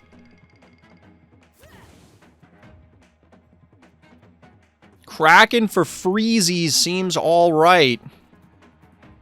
2, 3, 4, 5, 6. So we Dwarven Mithril this guy? That turn seemed okay. Like that was all right. That was all right.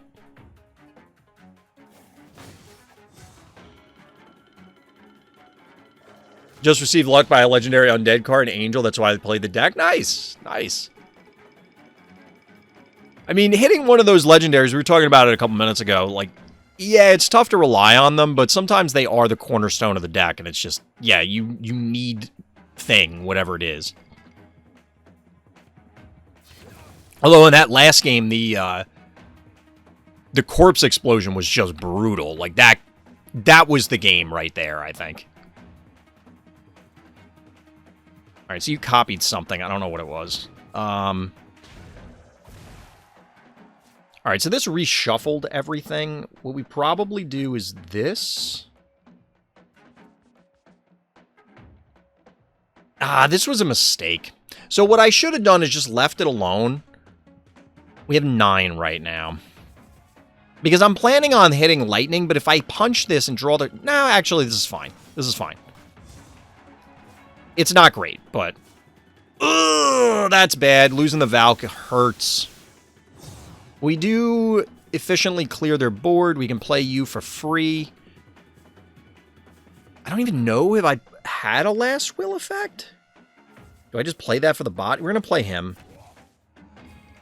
Your deck seems pretty cool. I'm using one of the recipes. So I did not build this. If you go into the deck builder, there's a recipe option up at the top, and they're all suggested decks by the devs. Obviously, some of them could use a little work, but they've pretty much all been fun so far, all 2 that I played. The Dramoth deck I played last week, and then this week we're playing this one, and I'm enjoying it. This deck is fun. Like, you can do some fun stuff. I love Friendly Giant. So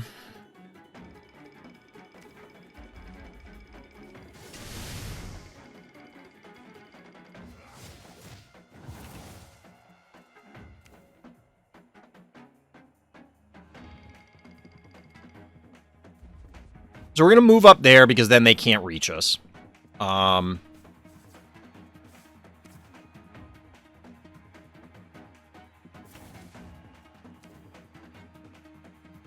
Well, Minotaur, I guess.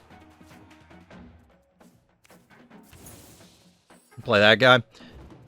And we should be able to kill them. There's a variety of different ways that we can pressure them at this stage. I'm telling you, the Kraken makes me laugh every time. Just the way it flails is hysterical to me.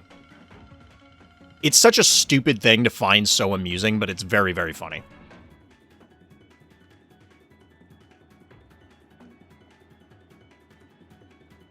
I get amused by simple things sometimes, Chad. You gotta find the simple things in life that bring you joy. Oh, man, are we just dead? Nope. I mean, they're dead. There's not a whole lot they can do to us at this stage. Not off 4 mana.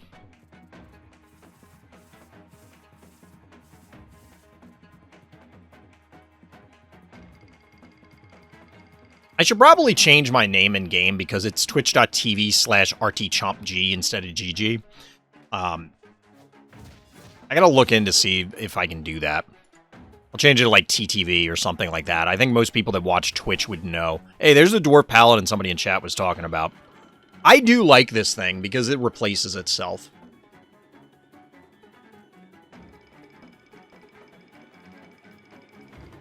I have bad news for you, friend.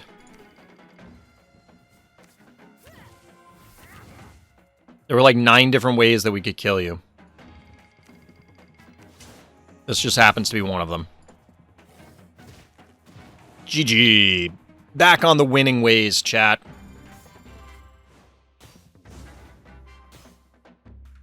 You got 2 more legendary codes? Sweet! Congrats! Congrats! Using my code does helps me, because it tells devs, hey, people are watching the stream. I do pull these for YouTube. I want to do more Cards and Castles YouTube videos in the future, so I'm open to people suggesting what kind of things they would like to see. I don't know if you're a YouTube person, but I also, like I said, there are other codes here. I'll throw the command in there in my Discord, just because I've kind of collected them over time. I don't know if you jumped in with the mobile release today, but on each of the mobile platforms, there's a code. So, like on PC, it's Steam. On Android, I think it's literally Android. I forget what the iOS one is. Presumably, it's like Apple or iOS or something like that. That'll also get you some packs. A whole bunch of different ways. The devs are pretty generous as far as codes go, it seems to be. I don't know if that'll continue in the future, but they do seem to provide a lot of options for people to like get a jump start on their collection, because that's always one of the big things with card games is, hey, I'm starting this game out, I'm gonna jump on ladder, and then you just get pulverized because somebody has like a gazillion more cards than you. And a lot of these codes let you narrow that gap. Obviously, yes, it does help depending on what the code is, because some of them are explicitly beginner codes, so like you can't use more than a few of them. If you are an existing player and you get some more packs, yes, it helps, but there's clearly diminishing returns at a certain point. Do we see which here? I kind of want to see which back here, so that way they can't just eat it.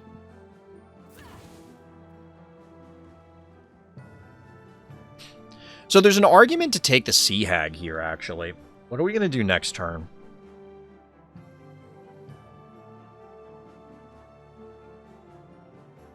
I'm still going to go Spitefish because it draws cards. The challenge here is going to be making sure that we don't get one shot by that guy and he just eats the Spitefish. Because then we don't get, like, I want to make sure we get multiple cards out of it if we can. Now, we could, of course, just Lightning. That's a 2-for-2 right now, and I'm not, like, super enthused. See, this is the issue. This is the issue. Oh, this is +3 attack now. That is super scary. Wow. All right, we might have to do this just because this is a big risk. So they are... Oh, this could be... No, Cancel Magic is in Druids, I think.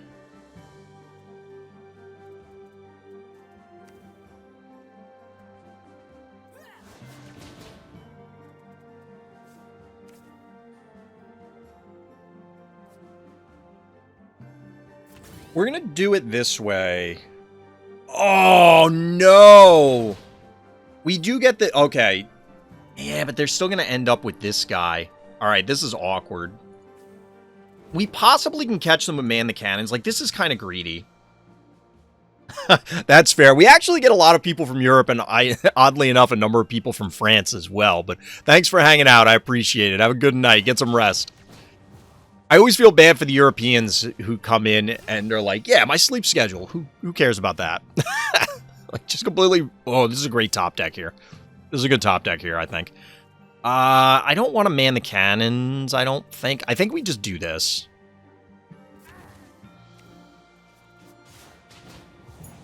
Unfortunately, they traded in. Like, we're not in great shape yet. Europe here, yeah.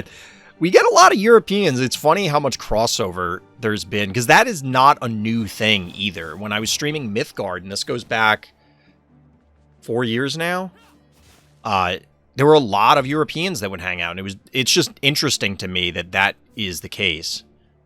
All right, so we have 7. What are the odds we hit a 5 off of this? Could alternatively do this. This is Guardian. We're going to put it here. No, we're going to put it here. We put it here. It protects both. And we'll see what we can do. Need to wake up early, so you need to sleep. Yeah, get some rest. Get some rest. If you got to get up early, it's all. I have bad news for you already. Them time zones. It's rough. Mischievous Imp. I do like this card. Rocket, if you're going to build that fire deck, this is another strong one for it. Just finding spells, because these guys, anything that replaces itself obviously has the potential to be very strong, so.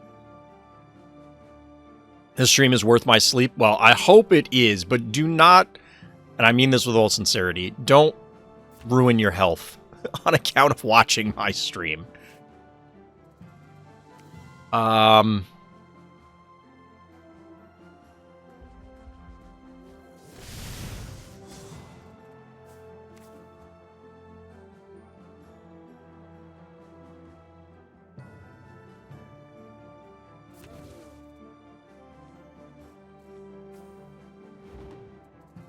We got the double Titan going. Obviously, they could trade the Knight here. So we traded this for 2 Flame Knights, which is mana efficient, but I don't know if that's card quality even.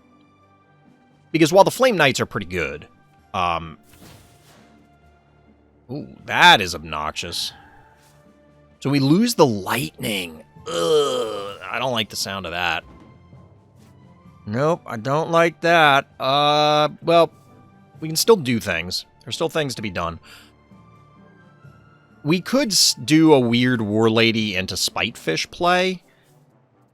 Maybe we just man the cannons here. I really hate doing man the cannons here, but...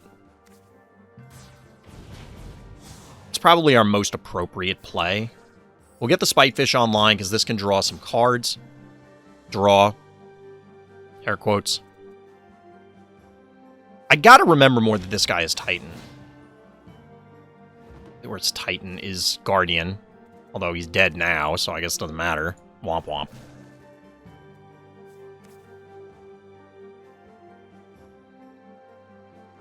Alright, so we are gonna War Lady. Oh no, this guy's in a bad spot. If that guy wasn't there, we could Berserker there. That kind of sucks. We're still gonna do this.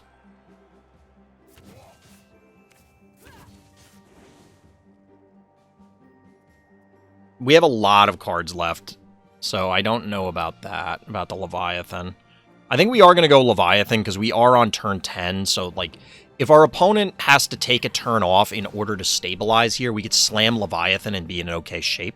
I probably should have put War Lady here so that she could actually threaten the castle next turn instead of being a dummy and putting it back here.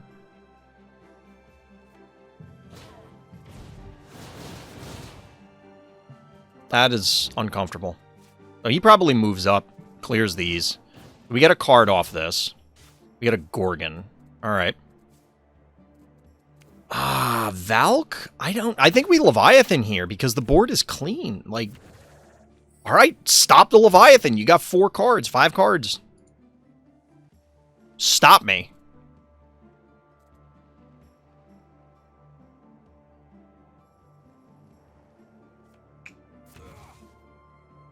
That... I guess that's the block?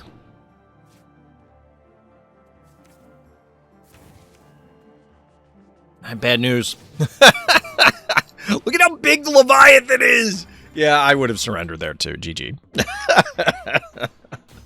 Yeah. Hey, we're moving up in the past. We got another pack, chat. Let's crack that open. What do we get? Ooh, we got Demonic Mobster. All right, so we're 1 card closer for that other deck.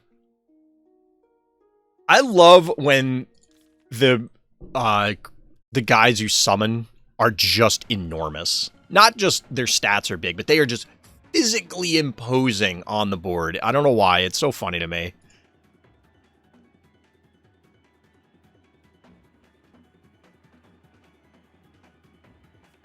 It looks like Raiden joined the Discord.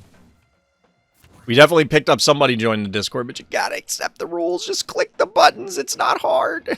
People always... Oh, it's tough. It's tough. What are you gonna do?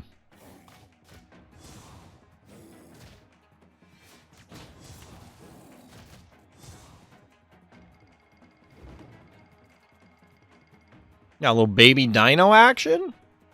Yo, where's Luffy, chat? Luffy said we were going to show up to the CNC streams and throw some challenge the streamers out there. But Luffy, MIA the last few streams. MIA, what's going on? How do you deal with graves? You attack them. Obviously, in the deck I'm playing, you have the option for cleave. If you have, and also in Viking or Blue, there's a number of AoE effects. So when I play Lightning and it deals 3 to everything, that includes the tombstones.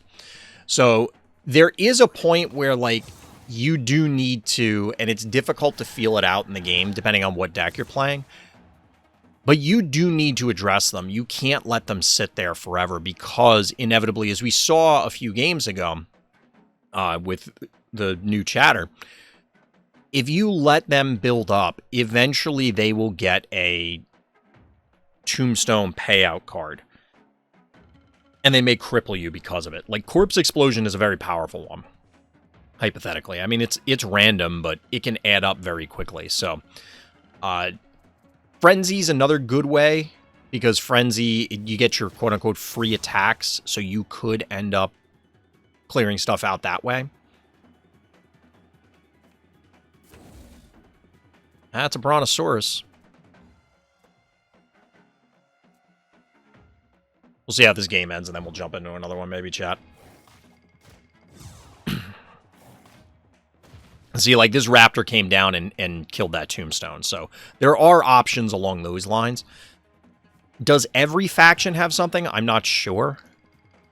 I'm not sure. Obviously, Necros have all the payout cards for it, so they consume them when they do stuff, but there's a variety of different ways that you can clean them out. You have to clean up after a certain point, or you run the risk of something terrible happening to you.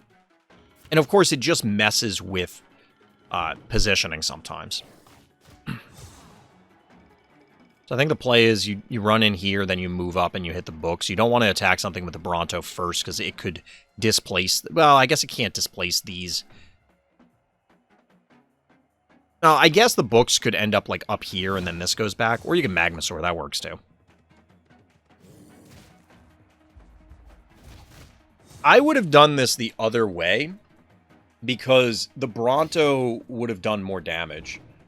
However, we'll see. I mean, this is a mono-faction deck. It's only Necro. Why didn't you kill this?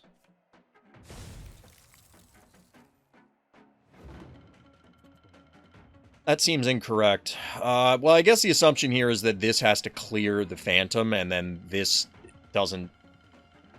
I think this is just dead, then? Or no, I get why, because that powers them up. The Stegosaurus, or the Triceratops, rather, powers them up. But this does have elusive, so you can fly through like this.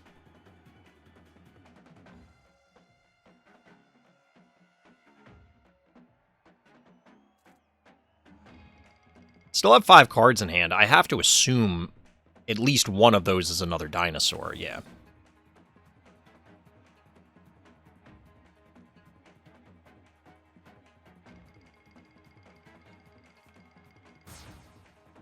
Ooh, Shadow Katana. Alright. I probably would have held that. Well, maybe it doesn't matter. Ooh, going face. I actually like that play. You have the pressure here. This well, it doesn't block it in. I was going to say this blocks in the Phantom Horse, but it can go to the north. Mithril on the castle, huh? Alright, sure.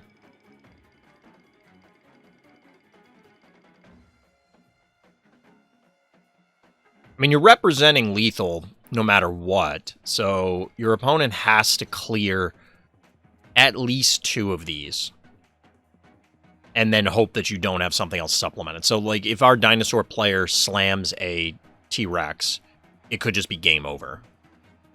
Because they're going to rampage in, clobber a bunch of things. Or you initiate the attacks, then you play T-Rex. And then, because that way you guarantee clearing a path, you slam the T-Rex and they frenzy and end the game.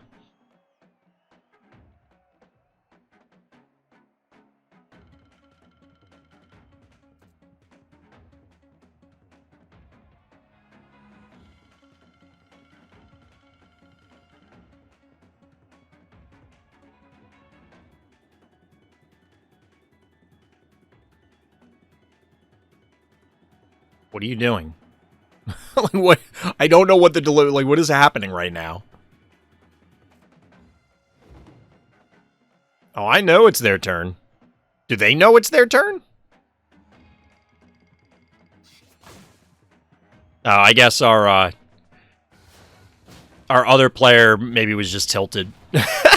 Maybe they were just a little tilted. GG.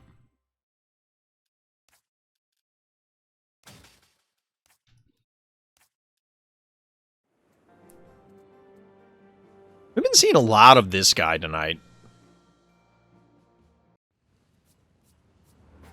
Is this the same person from last game? Red Purple seems familiar. And again, we played a lot of games tonight, chat, so maybe they're all just kind of like running together.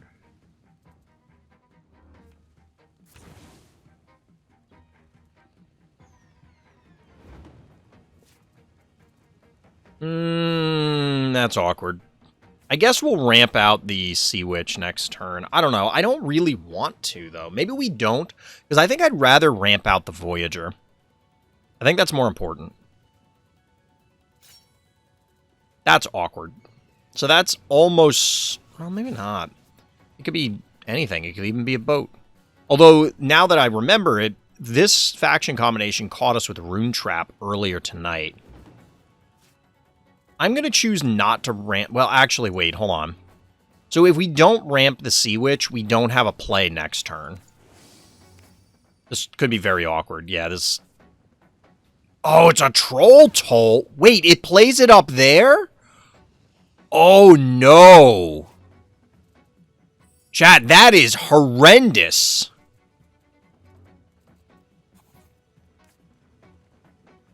I didn't know it summoned it there. I would have thought it was bad. Oh, we might have just, like, literally lost.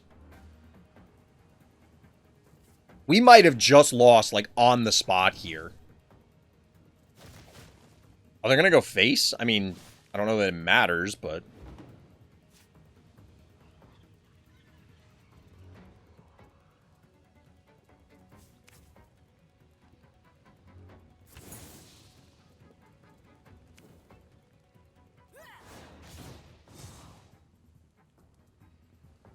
I don't really want to take 12.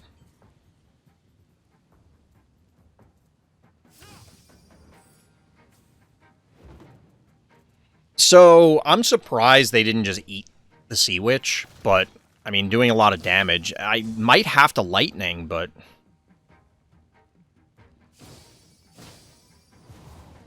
Interesting, alright. So they have another trap set. They presumably did that to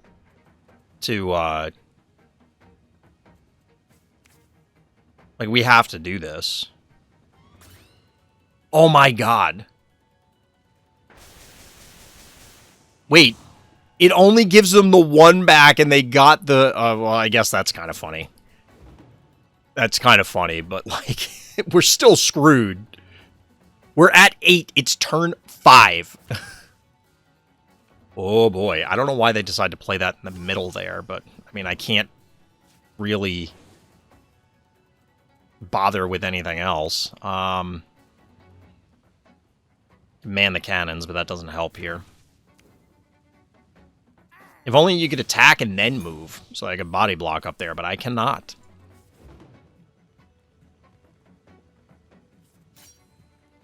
Another trap. We really got blown out by that Troll Toll. If it spawns back here, we're still in bad shape, but we're in way better shape.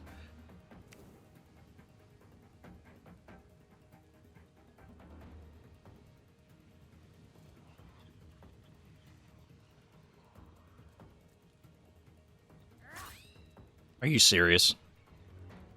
Wow, I knew it was going to be that, but what am I going to do, not attack? All right, so we go down to 5?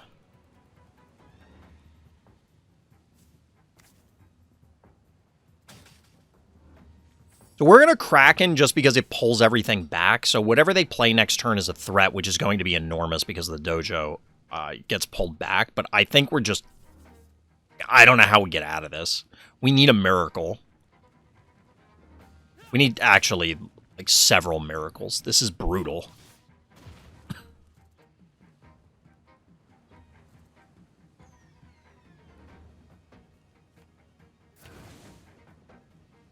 This is another one for the fire deck. 4, 5, 6, 7, 8. That's actually enough to kill this, but we can man the cannons here.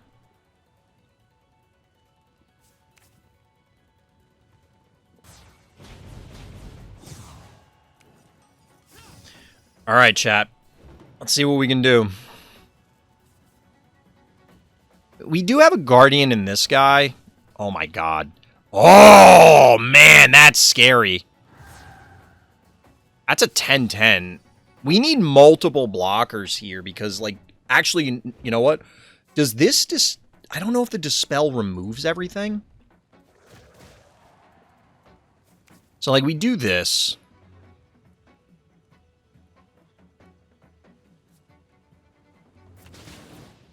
Okay, it does make him it does shrink him. It does shrink him. I didn't know exactly how Dispel worked in this game as far as, like, buffs and things like that, whether it would ignore them.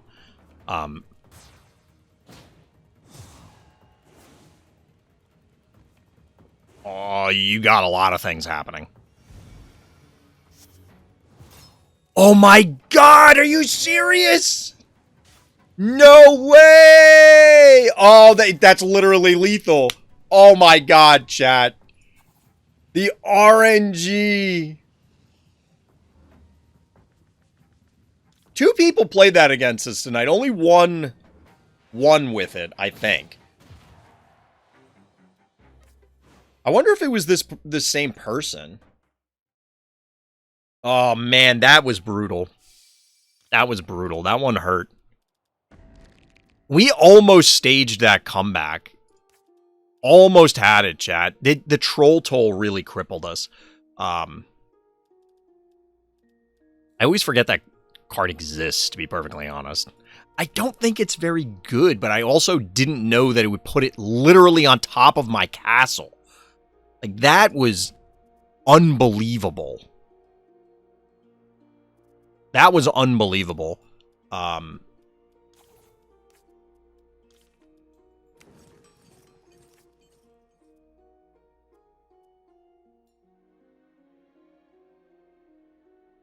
I wish I could sort these so that I knew.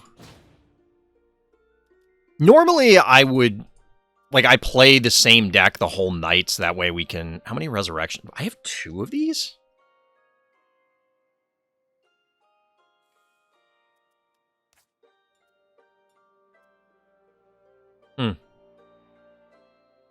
Troll Toll is always summoned in front of a new unit, so then why did it summon it immediately in front of my castle?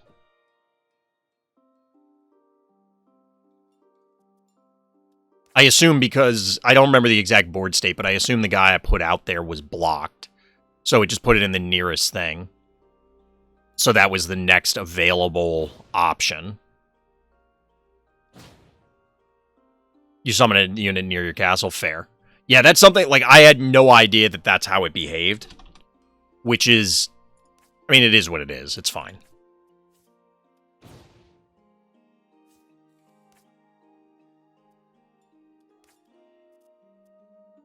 Like, they got me.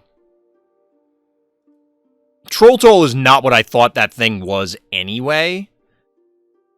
But the fact that that got so much damage... You know, we were under way too much pressure for me to recover from it at that stage.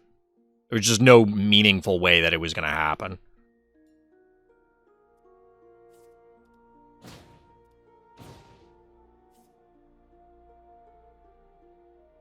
Just getting some crafting materials while we're in here.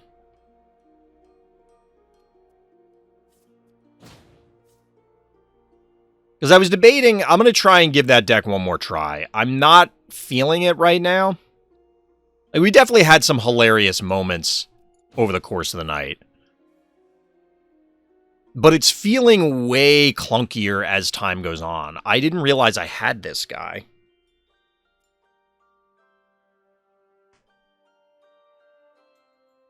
I don't have a regular one. I think I only have the foil one. Which means that we could actually build some of those other things now that I'm thinking about it.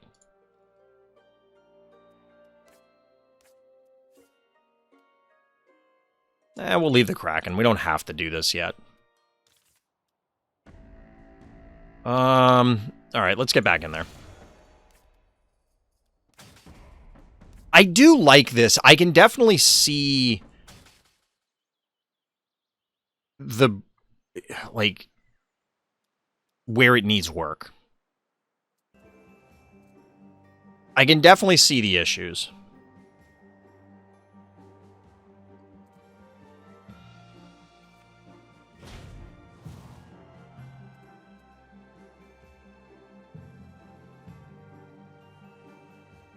But I think there is something there. In the earlier games when we were doing well, we were able to set up our ramp and then play our big guys. We were just under way too much pressure at that point in the game. And I guess I got greedy by playing the, like, ramping the Sea Witch out, whatever it was. But I don't know if that's actually true.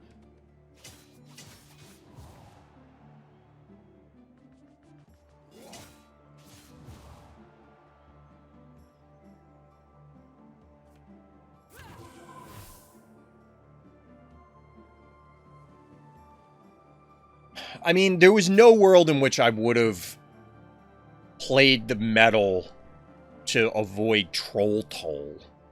Because, like I said, that was just never... It never entered into my mind.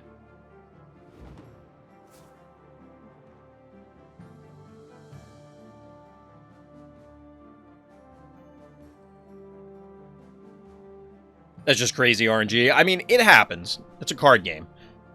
But it's important to think about it and, like, okay, well, what could I have done differently that would have changed the outcome? Would any of those lines been reasonable? And I just don't know that there was something different there. Oh, that was savage.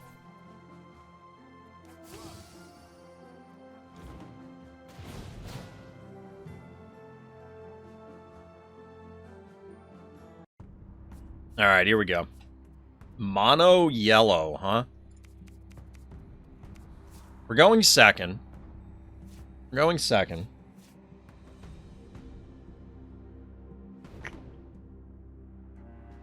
So here's the eternal question. Do I ramp this guy out? I feel like I'd rather have the Voyagers, but it's possible putting this guy out early on is enough of a threat, depending on... See, the problem is he's just going to face check a bunch of peasants and eventually get cut down, which seems pointless. So I'm more inclined to just expend peasants early and avoid that whole exchange, I think. I think this is better. Because imagine I put him out there. They're just going to... This happened a couple games ago. They walk this one in, they punch me, they put one in front, and then I'm taking 2 damage a turn to peasants. Now, I could put him out there and not attack, and just body block with him and leave the threat there. But... And then that way, even if they do kill it, like if they buff the peasant or use the peasant plus something to kill it, I'm sort of a 1-for-1, but I'm expending the metal to do it.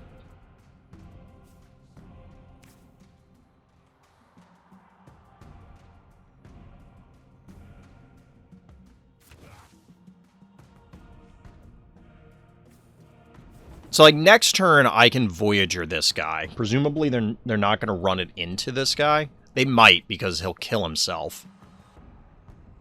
So it's like pseudo-trading preemptively. I love how derpy the drakes look, though. They look like puppies. In the Cards and Castles universe, the dragons are dogs, which is amazing to me. I love this. This actually makes me very happy. It makes me want to use it for the thumbnail. Like just get a close-up of this guy and be like, look, he's adorable. Adorable drakes, not deck. Wait, what? You done any? Sure. I mean, I can get a 2-for-1 here. Do they want me to do that? I mean, that seems fine. Alternatively, I ramp out the Voyager, kill this, and then go face. So, we ramp the Voyager, next turn we'll be on 6. That doesn't get us anything. Actually, it does, because we could get Craxus. No, because we have to spend this to do it. So that doesn't get us anything. We're just going to kill both of these.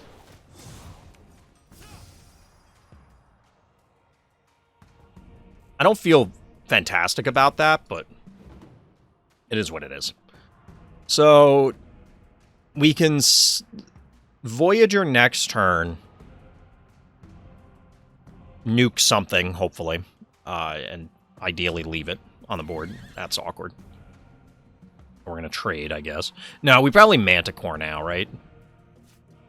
Probably Manticore now.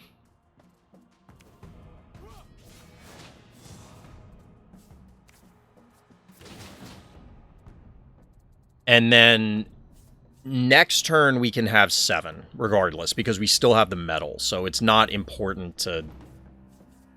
Like, we still want to ramp, but, like, we don't have to. Definitely Manticore, yeah, that makes a lot more sense. I mean, they can, of course, remove it somehow. I don't know how. They're... Like I said, mono yellow, so I don't know.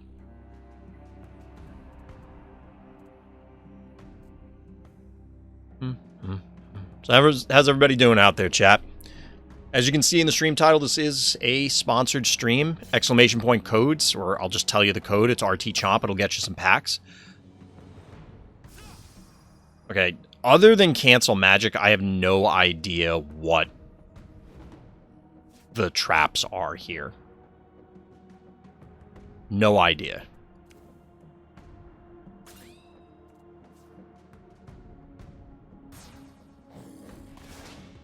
Oh, okay. Interesting.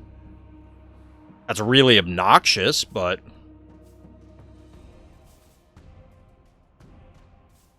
I don't really want to man the cannons here.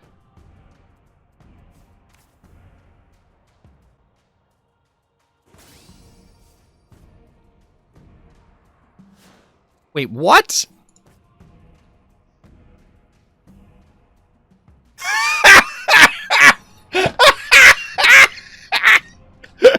Have fun with your 2-cost metal, bro.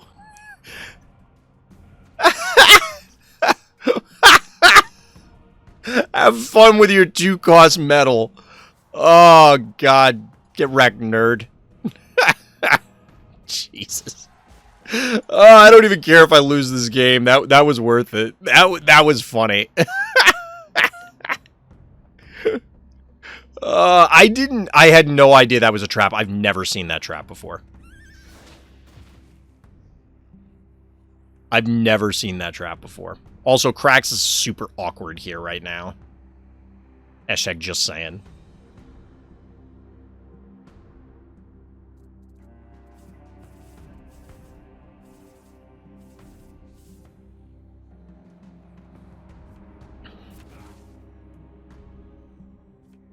Alright, so we probably man the cannons, I guess, to clear some of the stuff out. I would love to crack in here, but, like, then he just dies. I don't know if that's worth it.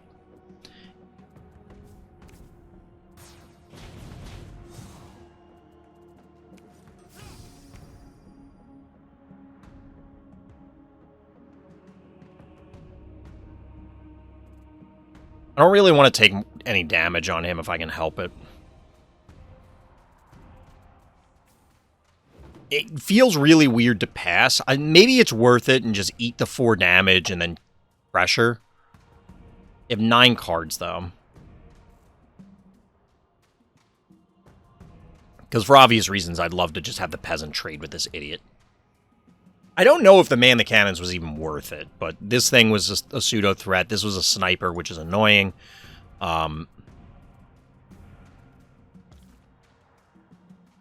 It seemed appropriate. I don't know.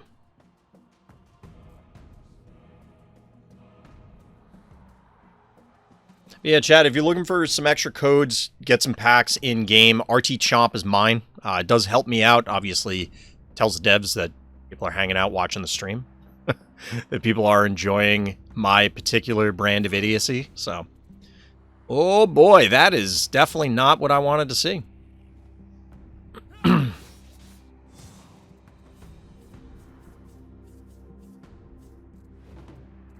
I man the cannons just to draw cards here? I think we're going to, honestly.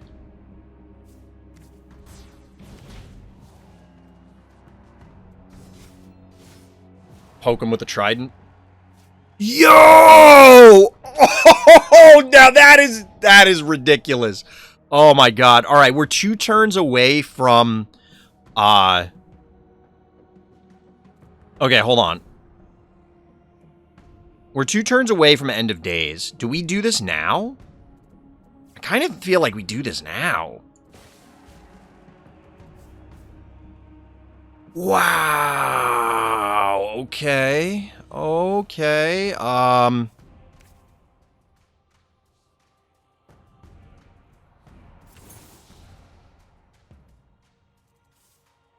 We could just wait. Why is this called? Oh, we got this off of him. We got this off of him. I thought it counted this as a frost for a second. I feel like we wait and then we can surprise them with this. Like, there's no reason to play the Frost Drake yet. Like I said, they're 2 turns away from end of days. So and if they don't commit to the board now, they take a bunch. Like, they're taking 11. Maybe I should have played the Frost Drake. Because if I play the Frost Drake, 13 threatens lethal. So they have to either commit to the board and clear it, or end of days as an immediate follow-up. And obviously there's a risk of my Frost spell coming down and annihilating them. All right, so they Earth Knight. Or Earth and... yeah, Earth Knight. I say Earth and Knight, but that's not it.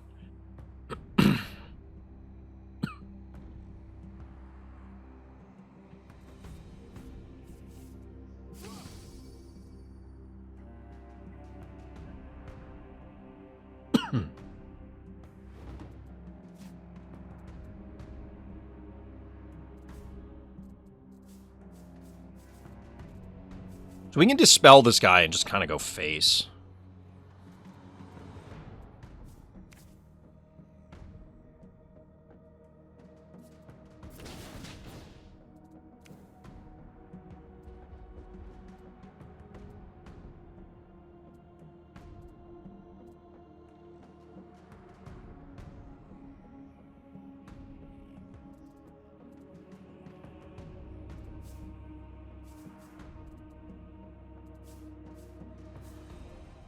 That's a 2/4, huh?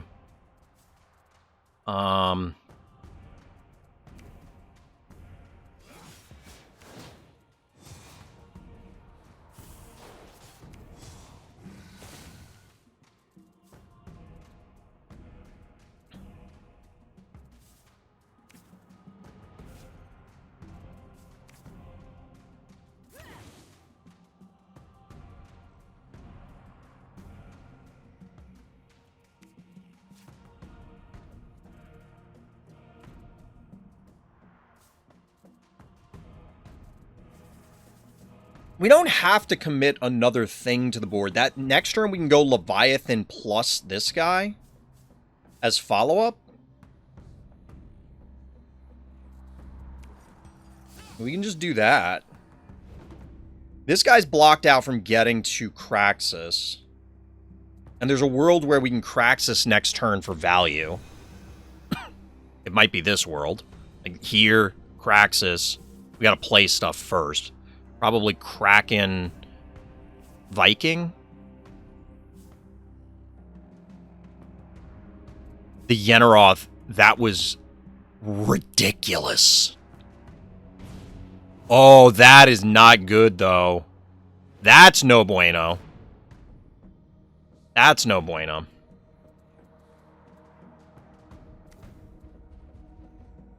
Rumble, rumble, rumble.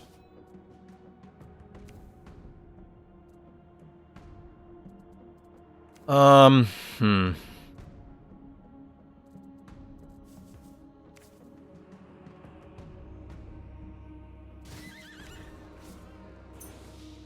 I don't feel spectacular about that.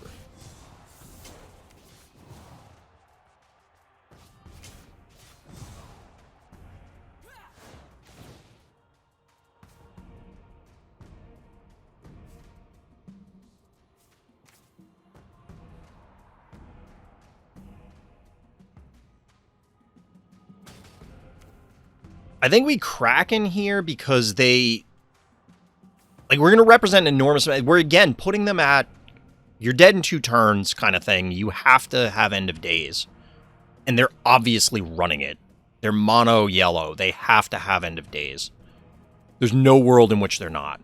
And then after the end of days, we Valkyrie plus Wyvern Rider, follow it up with Leviathan, or Leviathan Wyvern Rider, whatever. Probably Valkyrie. This is awkward.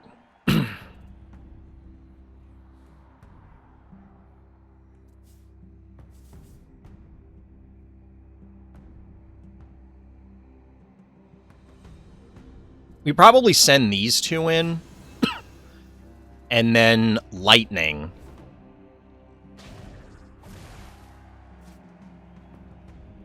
Okay, hold on. 5, 6, 7, 8, 9, 10, yeah.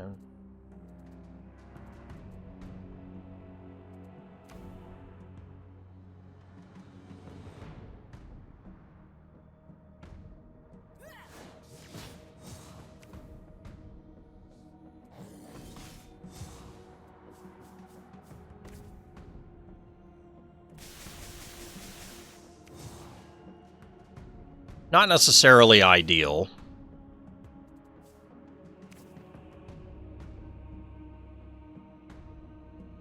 Maybe we just Leviathan now?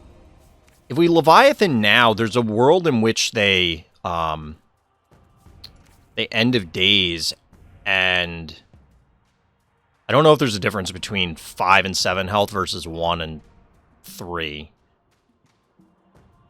We know they're running Baptism by Fire. I think there's poke effects in this faction. So we're going to do it this way. I'm not going to play the Viking because I don't want to dilute the pool of things that can get Valkyrie back after End of Days further. But it might be worth it. There's the End of Days, which we knew was coming. The Valkyrie must have been the last straw for them, understandably. So the question is, do they have another End of Days in hand?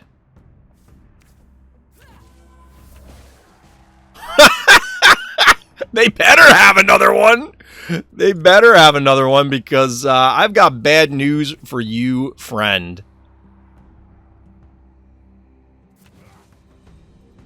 I've got some bad news for you, friend. We'll hold on to the rest. We'll hold on to the rest. Jesus, this game was bonkers. All right, they got the second End of Days. They've got the second End of Days. Oh, my God. They might win from here because maybe I overextended. I don't know.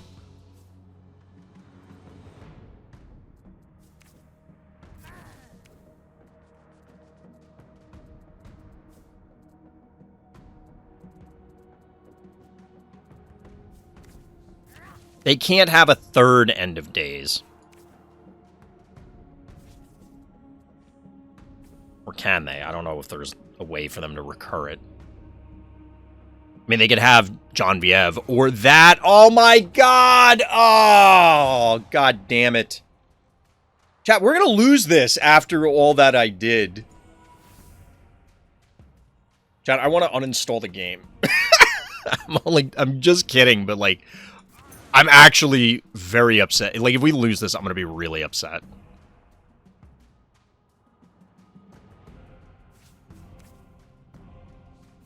We're just going to play this guy.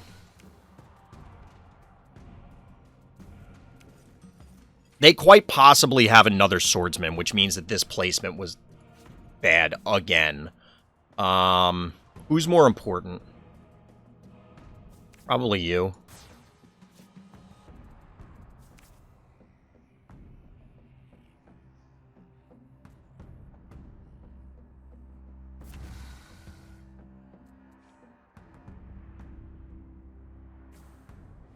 If they have a second swordsman, they can... That's why I wanted the armor. I don't know if it would have been better here. But we can attack the castle and generate bodies.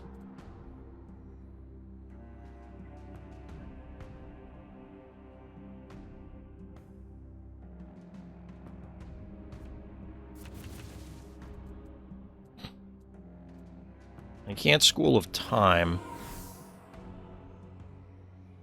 They could do this. Baptism by Fire is a fire card, and I think there's at least one other one in Crusaders. Lava Font has 4 targets, none of which will die to it. I don't know if the buildings count as an enemy for the purpose of Minotaur.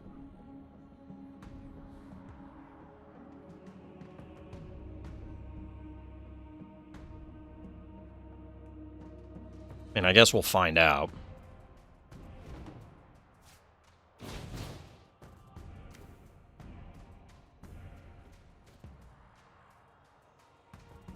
I guess we can Minotaur here, clear this, this clears that. So we go here.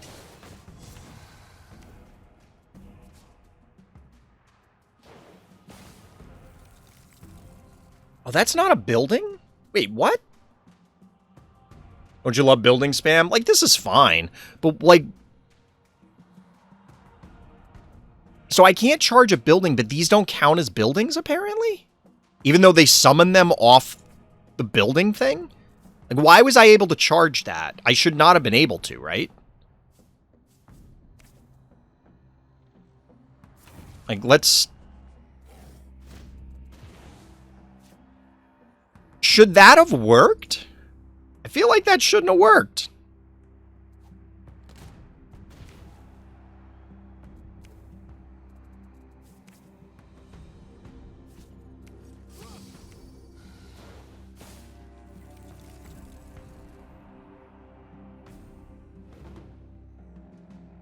I don't know why that worked, chat.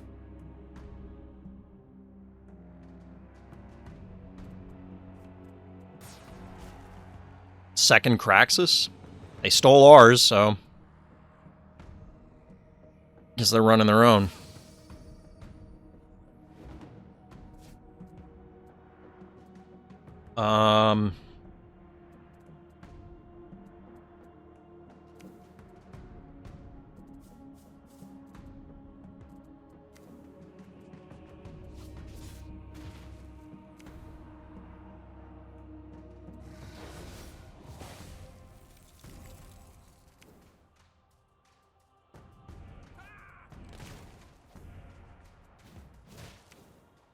We could, of course, kill the dude, but I don't want to. I want to end the game before something horrendous happens. I don't think there's a risk of another End of Days, so, like, I don't know what other board clear they can have, so I might be playing into something that would be terrible, but we'll see.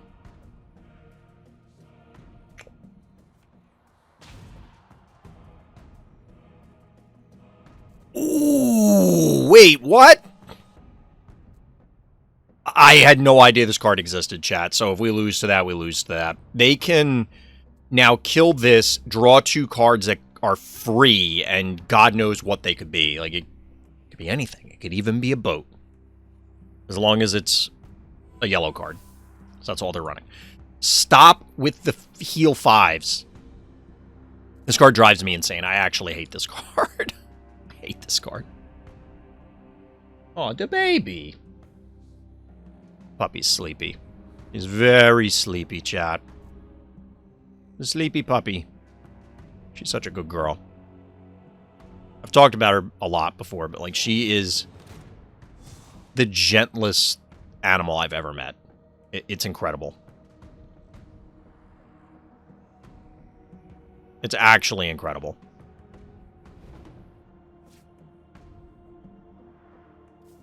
Alright, so 6, 7, 8, 9, 10, 11, 12, 13. No, I think we just get them, right? What card did the Dispel everything? It was Sacred Ground. Which, you know, like, it's not a ridiculous card effect as in, oh my god, why is that even in the game? It's just I didn't know that card existed. And Dispel will clear Freeze, so that's what activated Kraxus, or gave the opportunity for Kraxus to activate. So there was potential there that things could have gone sideways. But I guess zero-cost Yenneroth is pretty good. It seems okay. It can even manage to salvage me almost throwing games. Hey, there's Quandavius. Quandavius with the Northwood Bear. John, I'm going to leave this game up. I want to take a quick break, get some more water, and then we'll jump back in. So don't go away. All right, chat, we're back. What's going on? We got a Brontosaurus on the board. Kraxus is showing up left and right in a lot of people's... Ooh. Master at Arms. All right.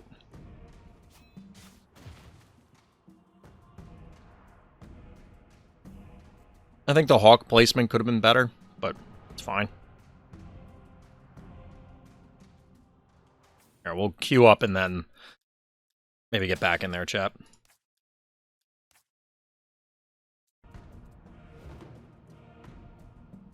What's going on, chat? How's everybody doing? Hope the weekend's going well for everyone. Everybody is getting rested. Maybe playing some Cards and Castles too.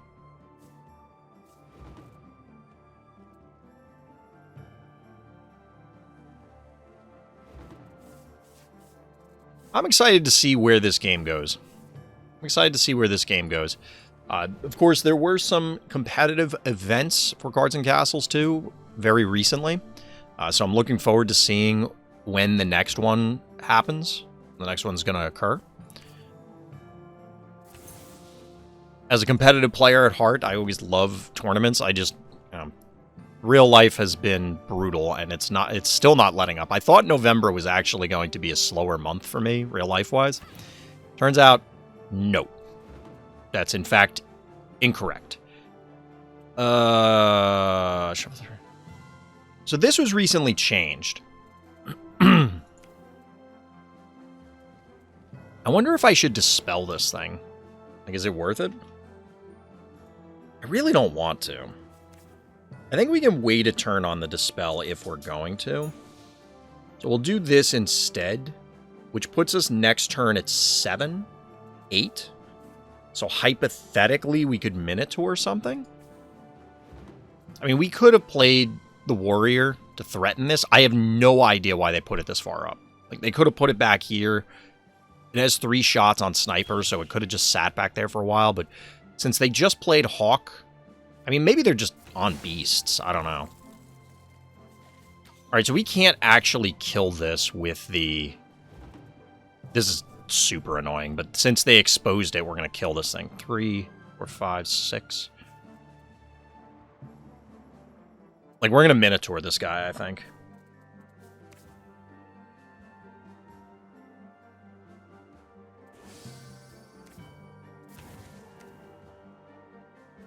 This does burn through the remainder of our ramp options, so we're going to be off Yenneroth for a number of turns. And this isn't exactly the most exciting thing to have to clobber, but whatever, we removed it. It's fine. And now they need to send both of these in, which means the Drake will kill this. Like, we get... Unless they kill this out of hand somehow, we're going to get another card off of this. Okay, they're going to do it this way. Alright, so this will trade here, I guess.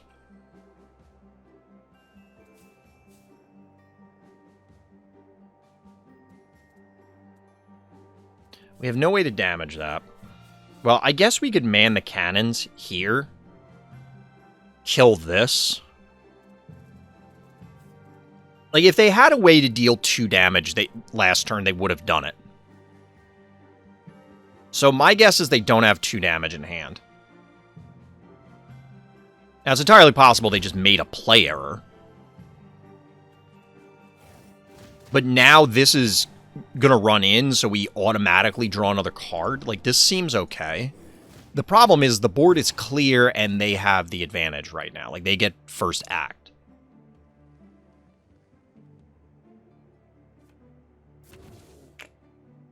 And, like, that's kind of problematic. We don't have a great way to deal with that. We're a turn away from Kraken, which means we're 2 turns away from actually addressing the damn thing. We could, like, sea monster something. I guess. Probably do...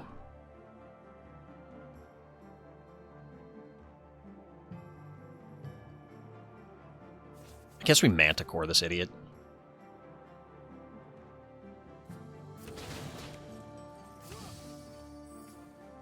Now he's just a big dummy, as opposed to a big dummy that also has Guardian and Cleave.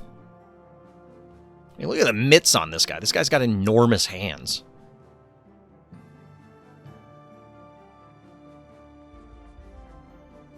Yeah, itty-bitty legs, though. Alright, the penguin's potentially scary. I have to imagine they punch this. Like, why wouldn't you? Because if not... Well, they still have 4 mana, so they could... Yeah, I was going to say, they frostbite something. Why didn't you frostbite this? You were going to do that. I don't know, whatever. It doesn't matter. This is problematic. So... This is going to be like 11, 13 damage. Probably. We could Kraken to, like, buy some time sort of thing.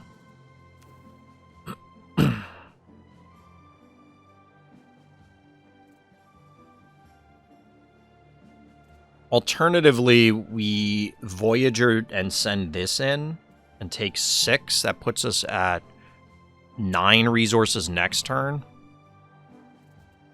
I don't think that really helps us. I'm going to go Kraken. Make them interact with it next turn. Although I imagine they're running the Kill a Frostbitten card. Whatever that's called.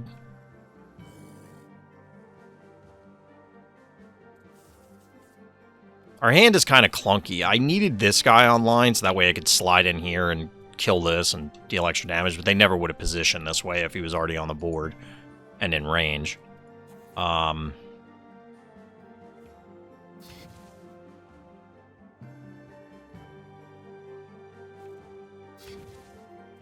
don't know what happens now. What the hell? Like, I assume one of them gets displaced or the Kraken ends up, like, up here or something. But I don't know for sure.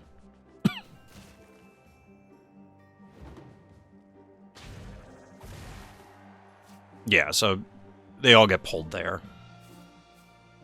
The problem is, like, the owls run in and kill this, and none of the relevant things that we cared about slowing down are going to do that. So what we can do is put the...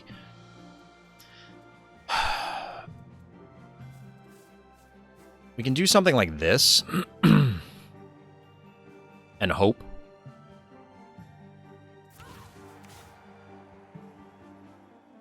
Like, the hope here is that this goes here. It could just go down and just die, like an idiot. If we put it here... I don't know if it always tries to maximum move or not.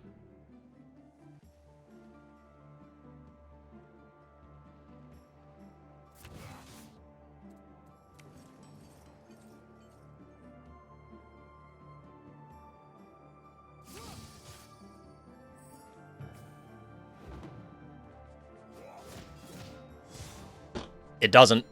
It doesn't always try to maximum move. That's a problem. We really need it. Like, if it went here, this would have been the best option. This would have been the next best option.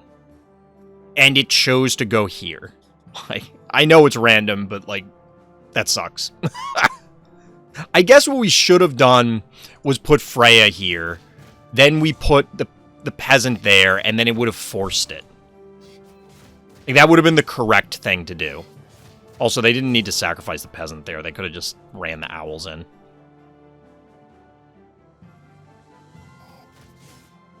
Why did you do that instead of this guy?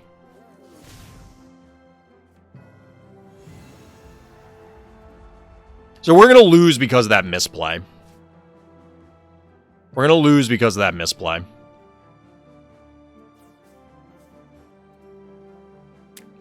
Damn it.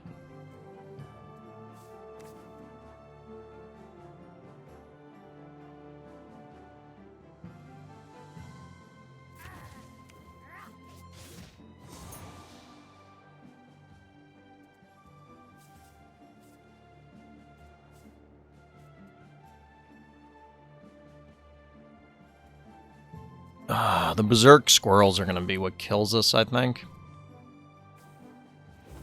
We need to top deck a Man the Cannons or a Lightning, but I don't even know if that's good enough because this guy's going to summon a bunch of squirrels. Ah, damn it. Like, I'm pissed at myself because of that misplay.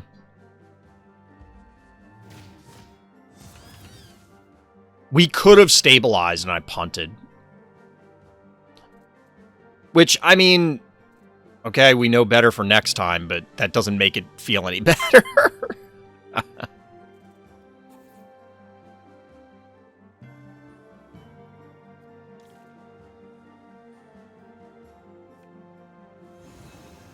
Oh my god. Well, that's not good. Alright, so our only out now is Yenneroth crafting a miracle. Like, we have to see the deal 2 freeze everybody thing, I think. And even then, that might not be good enough because these guys, they're both going to produce a bunch of squirrels.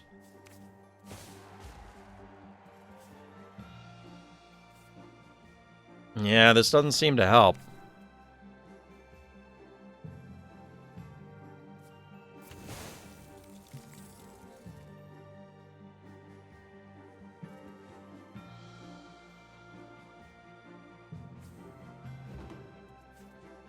I guess it's not impossible yet, but it's certainly not good.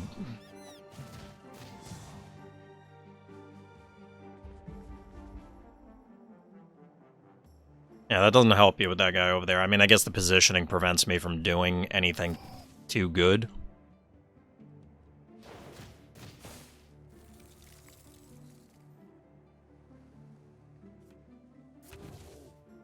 Oh, boy.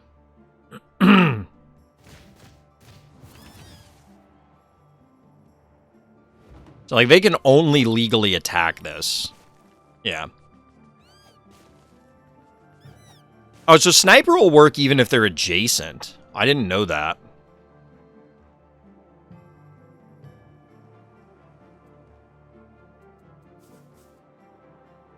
So if we drew a Man the Cannons, would that even get us out of this?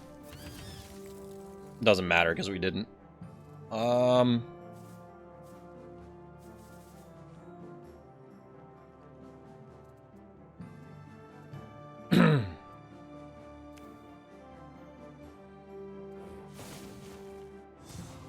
When do we get season quests? I don't remember, Rocket, honestly, off the top of my head. Like,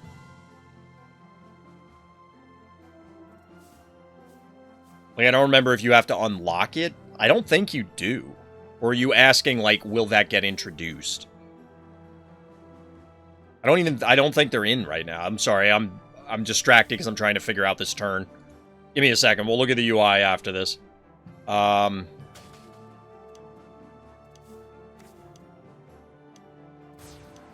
Whatever, we'll just do this and hope that they can't get through, but they can.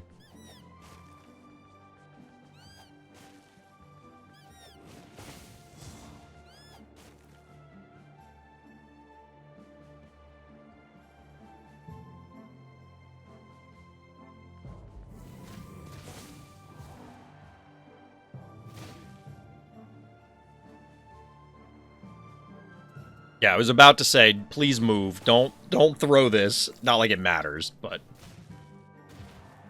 You got me. You got me.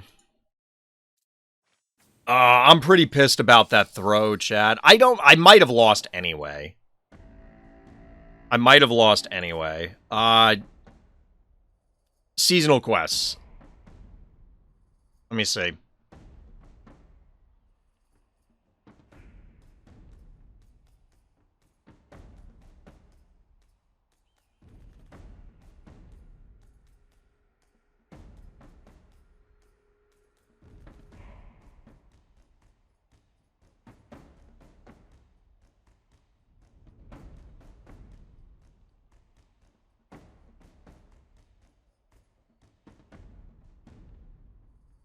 I'm trying to see if there's any information in the official Discord. But I don't see anything immediately, so I'm not sure. I'm not sure. I would have to ask, because I don't know, to be honest.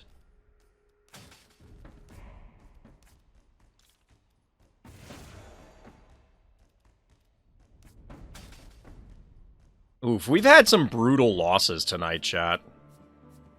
We've had some funny wins, but we've had some brutal losses. Like, I guess I could have held the Manticores for those guys. I forget what I dispelled earlier in the game. And I kind of overextended with the Minotaur early.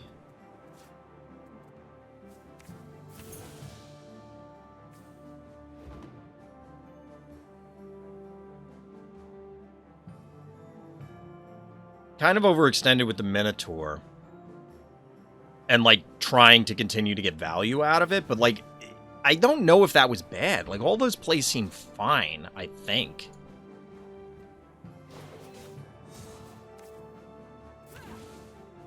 I'd have to, like, go back and actually watch the replay to see if there was... Because we don't really deal with big things very well. We have to trade with them. And once I lost board position, it was kind of just over at that stage as far as that goes.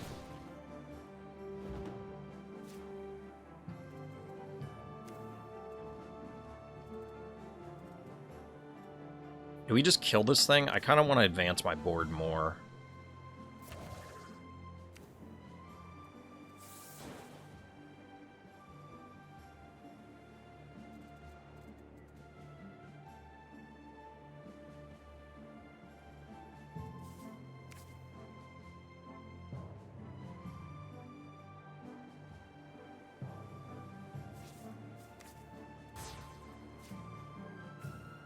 I don't know if this is a good idea. I'm taking a particular line here where we're clearly going in on the Spitefish. They could run this down here and obviously block things out. This can't reach this turn. I could have armored this to punch it so that this is more vulnerable. But I don't know if... Alright, they're clearly going to kill this because they're not... I mean, they have 6 resources. So, like... Man the cannons?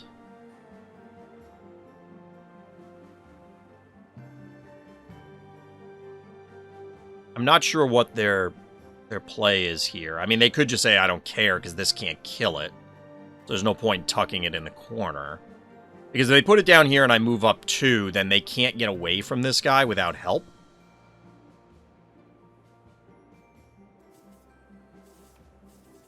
That's a second trebuchet. Alright, now there's, like, a clock.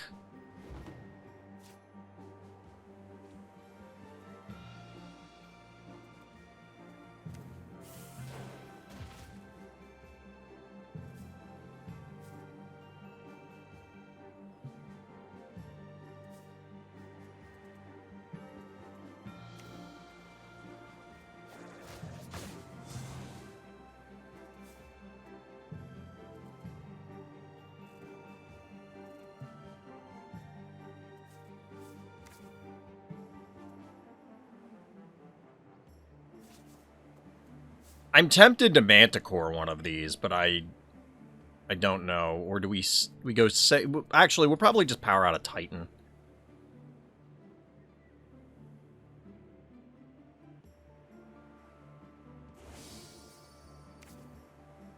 We might be better off with Joff. And running in.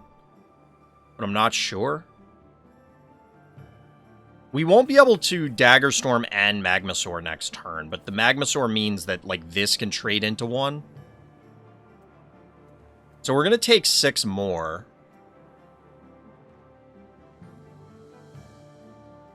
Because they'll get 2 attacks this turn and then at least 1 more next turn. Really? Okay. Honestly, I think you're better off going face and applying pressure.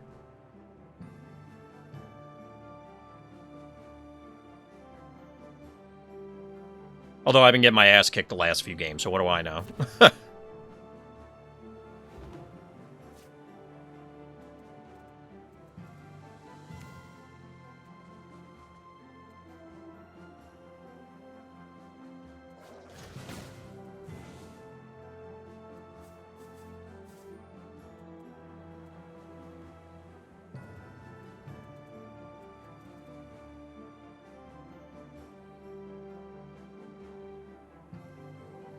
Can't actually kill this guy yet.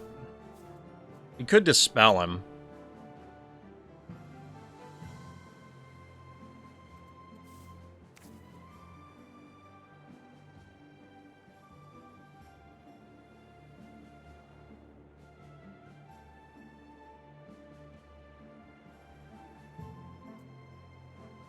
I feel like I have to dispel him.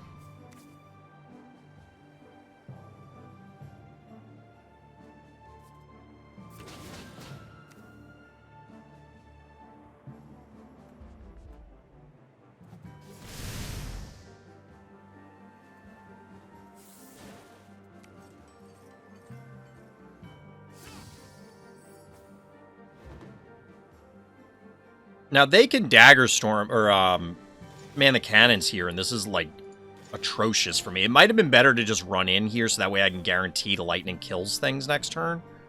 But, like, imagine they just they walk to here, they punch this guy, and then they man the cannons. We just, like, lose, right?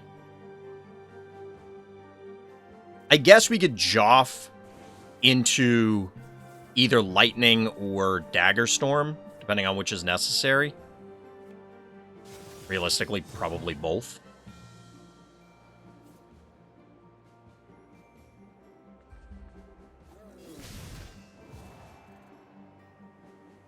We're maxed out. We're going to lose something because of the Soul Steal here.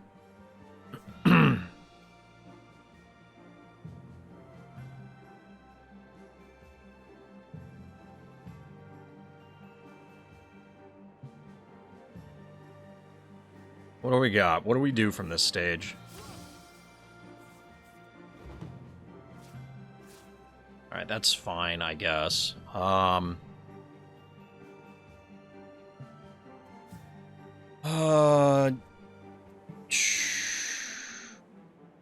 Yep, there is a code. Get yourself some packs.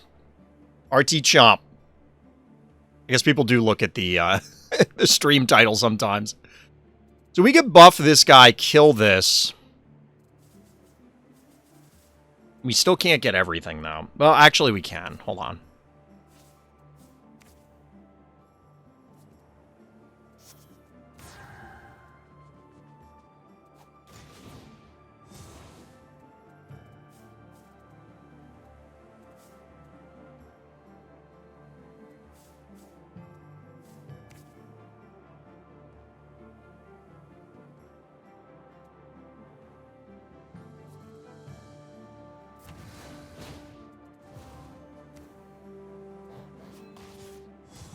I'm not a huge fan of this sequence, but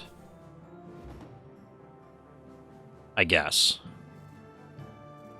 We are getting some decent contraband, so there is that.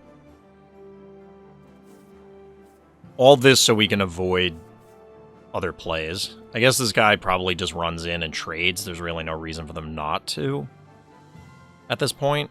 I mean, they could come back and kill this guy too, same difference.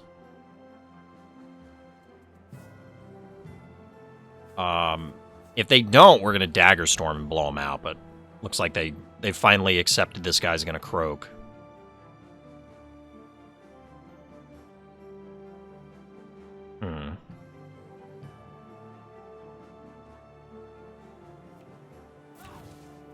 Alright, that's a good dispel target. Okay, they are choosing to still not trade this guy in, so I guess we take that.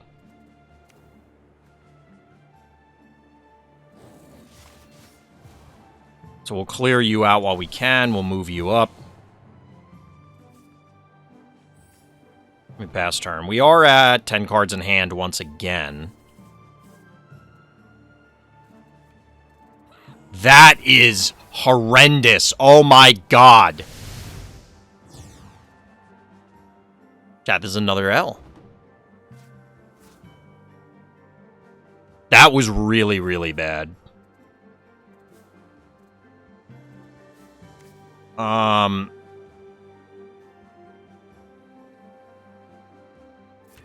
didn't want to put that there. That was a misclick. We could activate this now, do 5 to them. That's not what I really want to do.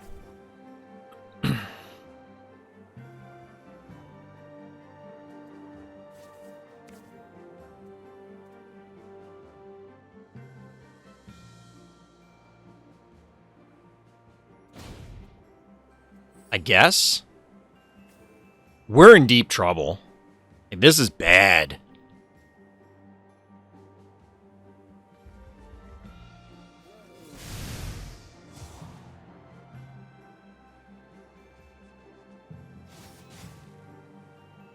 I needed to put this up here like I was originally going to. I mean, we're dead. I don't think there's any way to get out of this because they obviously have res cards. Yeah, and it's just too much. It's too much. I mean, regardless of what they bring back. We're getting outvalued a lot in the last few games. I don't think the I think the trebuchets are kind of bad, but it doesn't matter.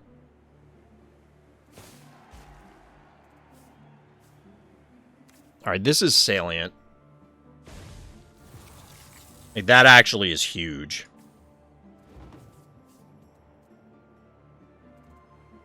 Now, admittedly, the trebuchets did, like... Well, A, I could be dead right now if they didn't go after this thing. But the trebuchets have done, like, 8 damage. And they're going to get more off of these. I don't think they've played anything lower cost than that. Maybe the trebuchets are okay.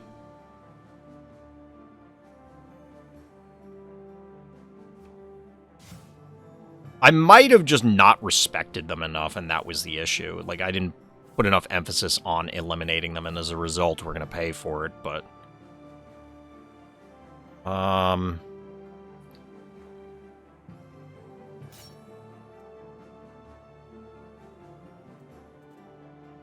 That could be, like, anything at this point. I mean, there's Troll Toll, there's the Don't Die thing. There's a lot of things that could be.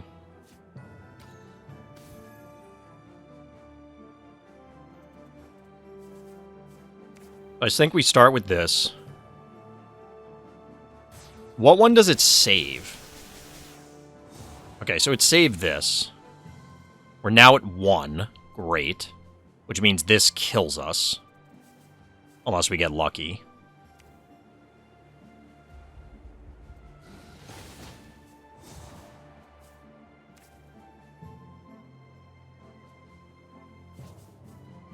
There's literally no way that we don't die.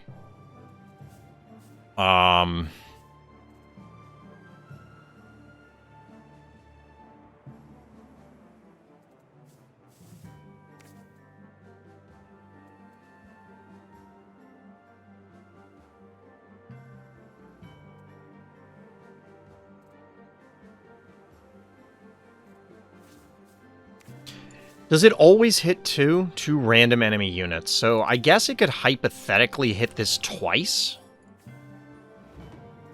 I don't know if that's possible.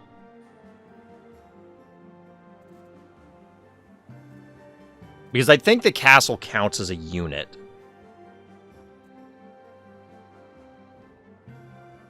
Wait, this has elusive? Oh shit, well we're dead anyway, never mind. Never mind!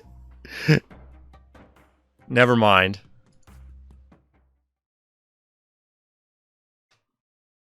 Chat, this is good. We started out okay, and we've just been getting crapped on.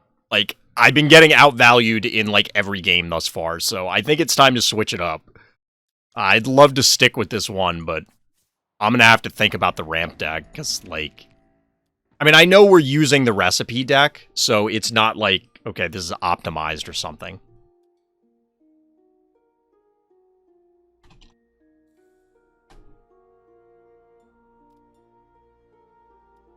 But yeah, that did not go well. I really do like the idea. And I think there's something there, but it was not coming together tonight. Let's see.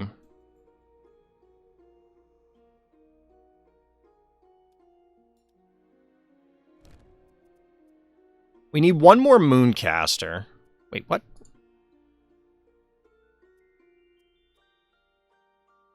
I have one of these. Why is it showing as...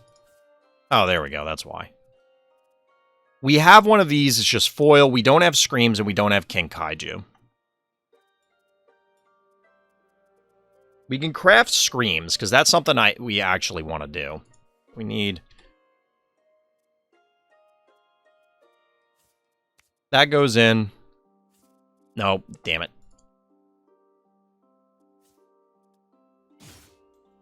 Like, we want Screams for other decks, so we'll do that. We do need Mooncaster.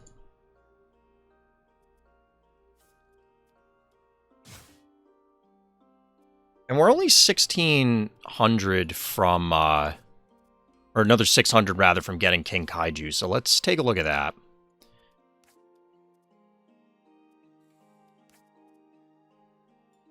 See what else we can crunch. When we looked at this before, I think I did everything that was higher rarity. So we may not have much left that we can do this on. This gives us 80. Made a pretty cool dino deck. Every dino deck is cool. So, yes, you did. Because every dino deck is cool.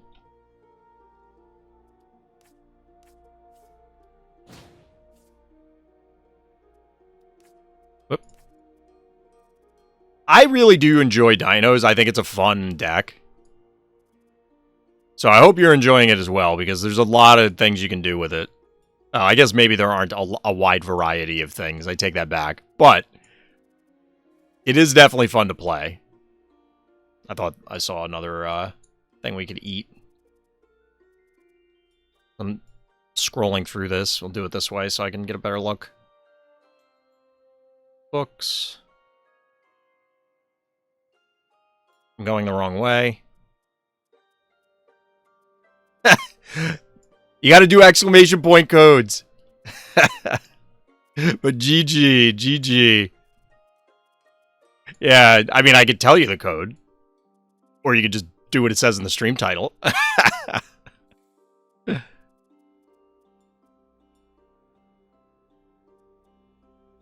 Do we have... Yeah, we do. So we can crunch this.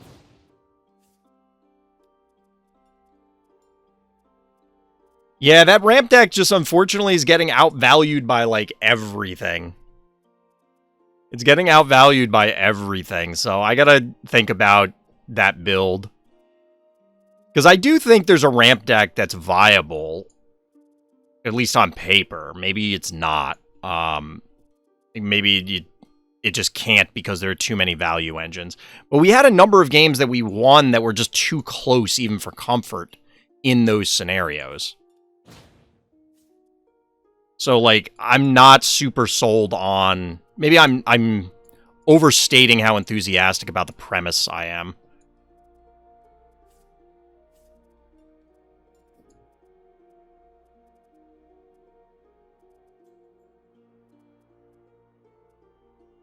Dragon King. I don't really want to crunch the Kraken, but we might have to just to fill this out. Only valid for new players? Yep. I mean, that's part of the goal, is to get new people in, right? I guess we're going to crunch literally everything, come up short, and then have to break the Kraken anyway. Hopefully I'm not eating something that we need for other stuff. We're going to end up being... Well, actually, we might be very short, to be perfectly honest. We'll probably end up being very short. But yeah, we're just trying out all the the recipe stuff. I want to continue with this and maybe try all of them at some point, but I am getting to the stage where I want to actually build my own deck. We did that with the Dino deck, and it was alright. It was alright.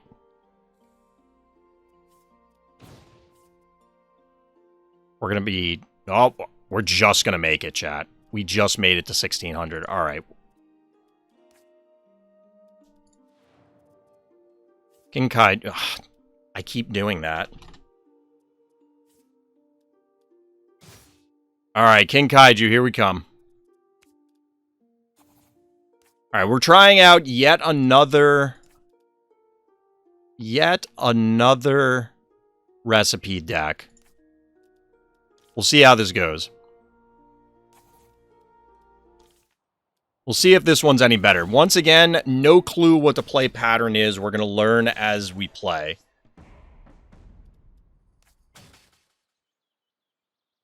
And we'll go from there. Fave recipe so far? It's a good question. Let me go back and look at them again.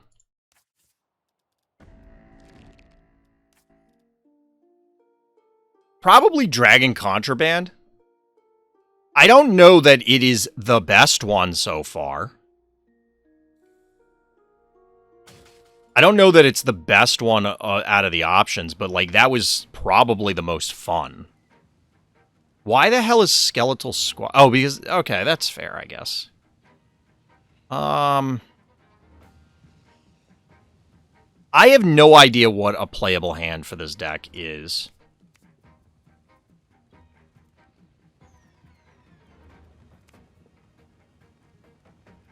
We're going to try this. We all know the best one. I've heard some rumors about what the best one is. I've heard some rumblings about what it is. Oh, get a ping in Discord. Or not.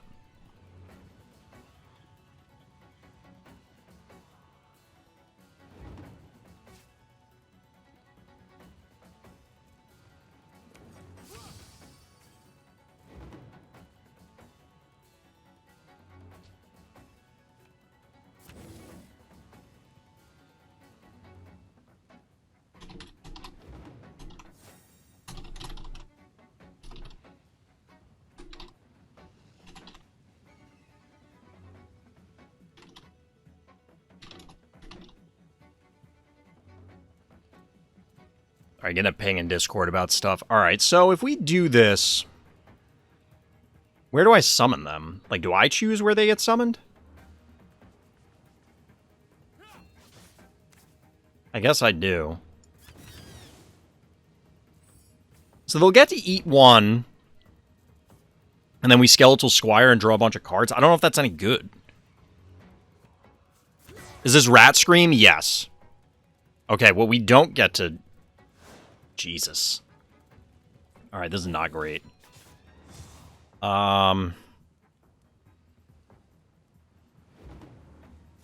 Okay, then.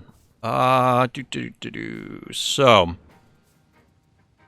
I think we still... I was planning on maybe doing the Badger, but, like...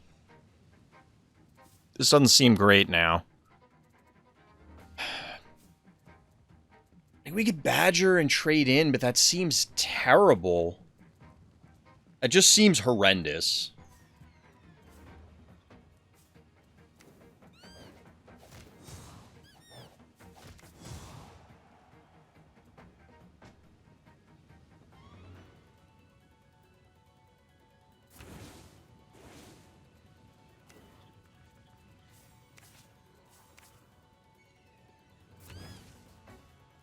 There's an argument to put this here, but then possibly there's a charge minion that comes out and makes me regret it.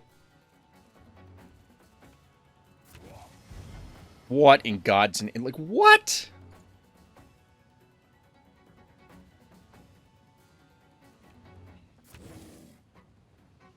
How did I get that castle? You can unlock them either through the battle pass.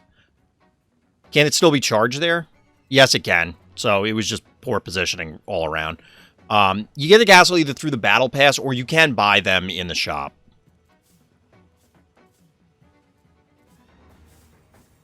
I guess we're doing this to set up... Actually, this is terrible because I can't... Damn it. I can't rats all of these effectively.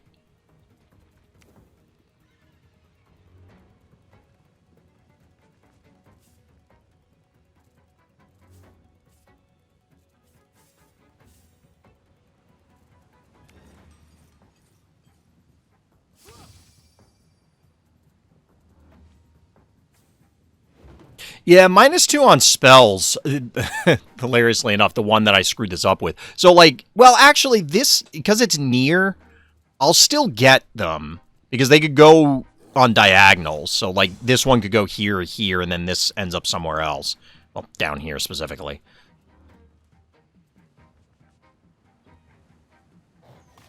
I assume they have a heal card that's going to make me scream. Is this the first spell? Yeah, the first spell. Really?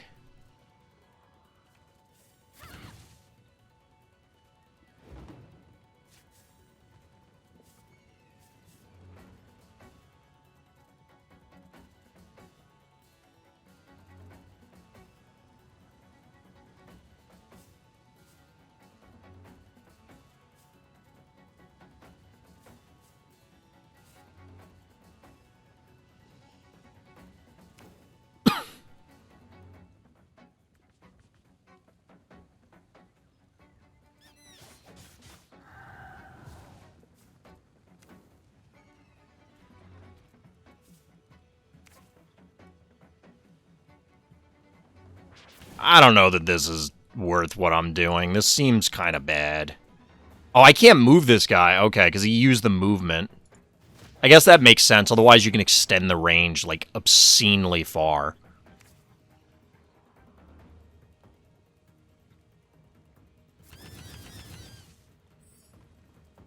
So they kind of sort of have to clean up the rats. I'm not sure. I beat newer players when they run out of cards. I mean, beat, like, real players when they run out of cards, too. I don't know what you mean. Unless you're saying that, like, the heals because you've extended the game and therefore you were able to win. Generally, and it's always possible that this will be the game that it's different, but generally, healing is bad in games. So, like, if I see you play a bunch of healing cards, I'm not going to be impressed.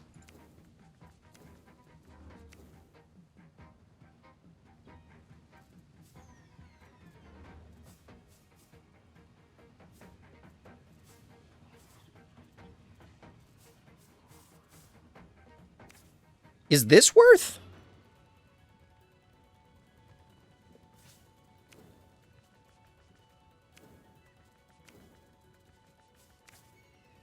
I don't know if this is worth it, but we're doing this. I should have moved this rat up one more. If nothing else, we're building up an enormous scream. I mean, newer players have been easier to play control versus don't know how to take draw. Then I push their castle because they're out of cards. Fair. Oh, that's really bad. God damn it. Alright, so they have... Seriously? You gotta be kidding me at this point. Okay, so they have one of these in hand.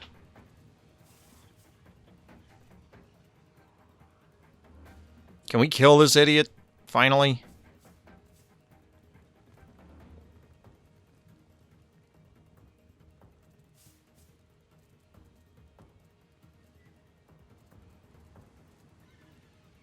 Because I didn't know, that wouldn't have reached anyway. We can only get 3 damage on this guy, which is super obnoxious. We can draw 4 cards, but like...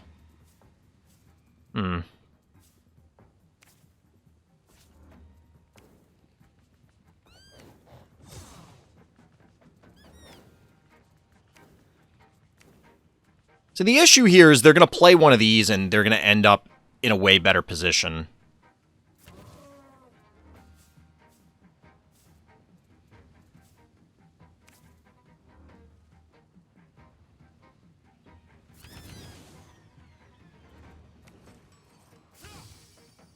There's the potential that we play a Screams for like 1,000,000 though. So that's what I'm trying to set up.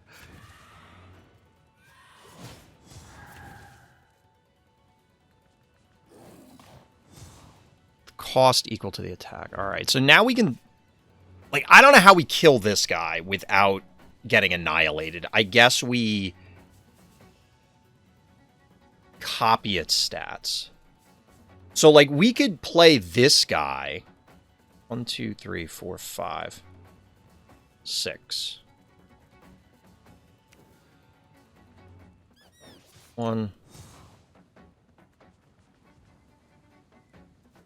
2, 3, 4, 5, 6.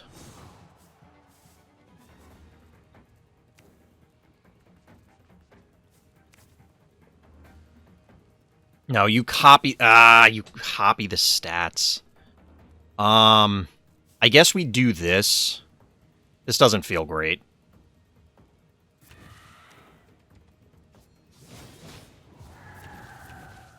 Does it always summon this guy? Like, what is going on? All right, we're going to bounce this guy so that we get him back.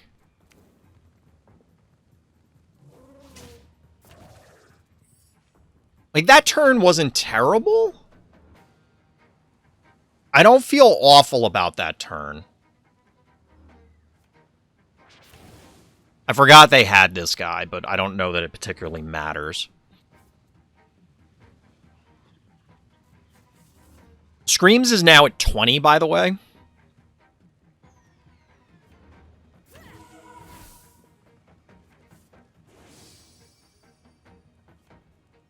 If this deck isn't 20 at turn 9, yeah, this is a big Scream. Like, this is a never-ending Scream.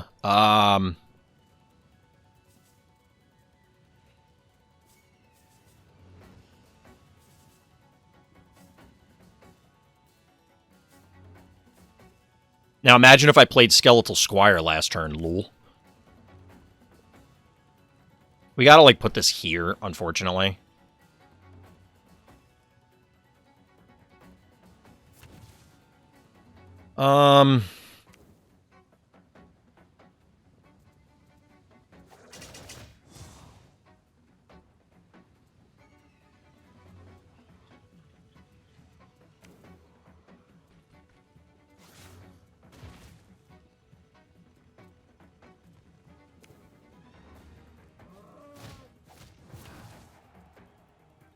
Sure. And we get a rat also, lol.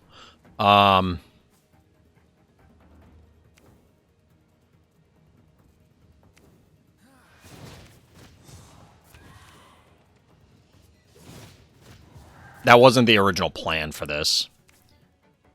But I botched it, so it is what it is. Now Killer Monkey, I guess, is going to end up with these buffs with my luck. It could be these idiots, too, which is not something I want either.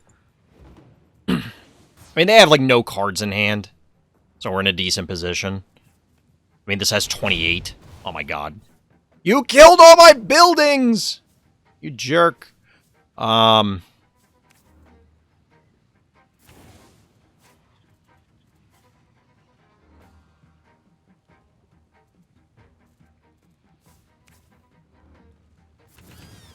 We're just making bodies. They're probably wondering what the hell I'm doing. I'm seeing a possible dragon play here. Yeah, I mean, there definitely is. There were dragon plays before this. I could have played this guy a couple turns ago, and I just didn't. And we kind of... Well, we don't have to now.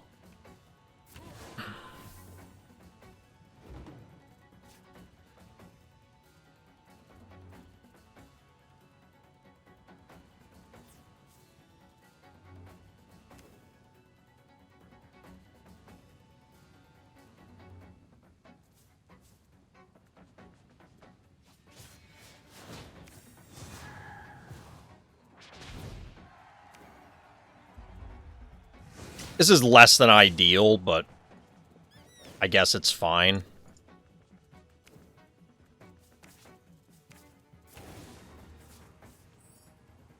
At a certain point, I'm just... Like, next turn, I'm just playing Screams.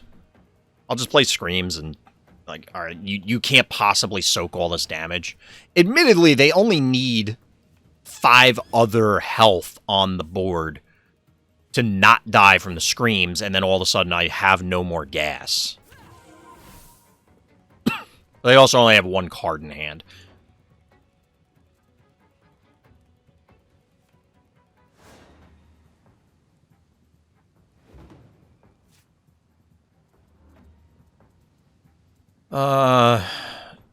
Clear you move.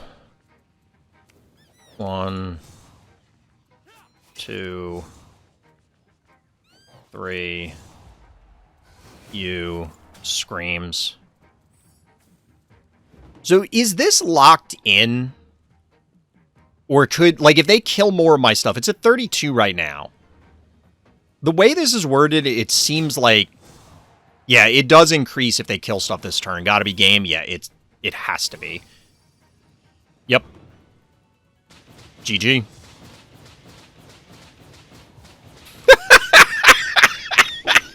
This is so dumb. That is so dumb. Oh, give me a break.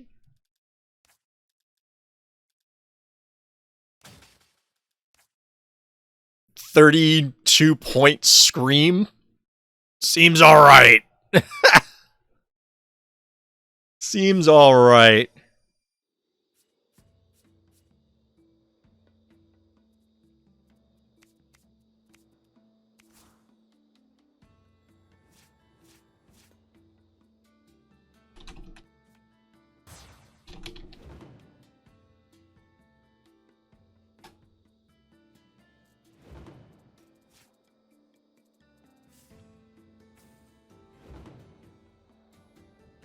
Made a Maldran Chicken Scream deck?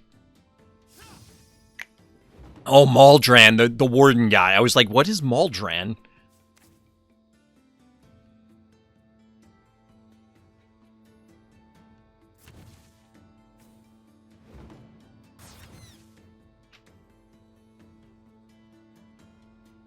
So, I doubt we're going to get 30-plus point Screams that often. Well, we can probably get them, but realistically, every time you play a chicken on Maldran, you get +4 to Screams. That's bonkers. Realistically, that last game, like...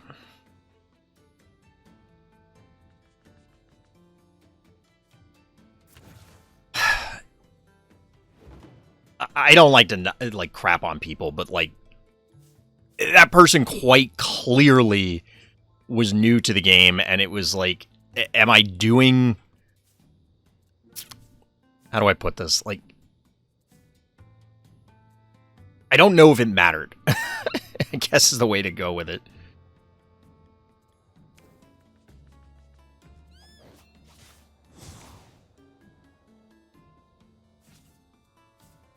We're gonna do this.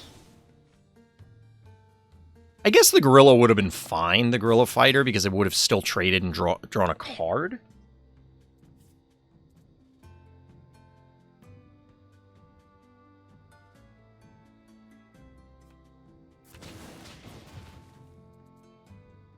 Huh.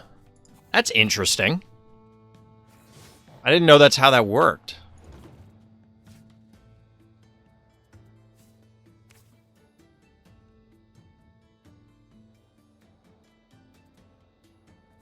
Alright, so we have 5.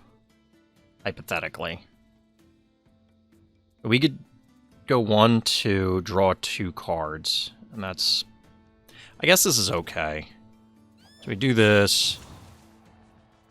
We do this. We get this. And then we go... here... Like, I want to get Dojo online already, but...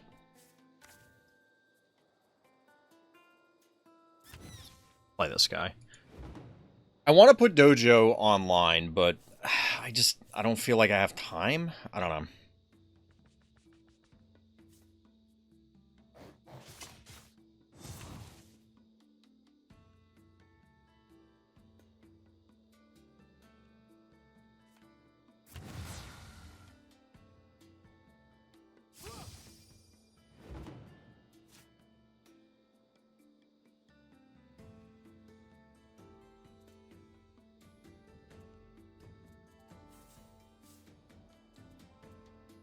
So we could pop this guy down, trade here. Like, you kill this guy. You could trade here.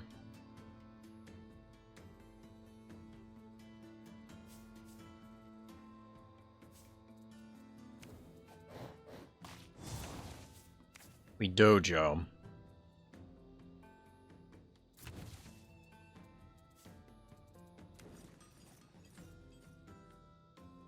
Make a peasant? Like, this guy has to retreat or they kill this out of hand, which of course they could have a variety of ways to do it. Like, there's a whole lot of ways they could kill this guy.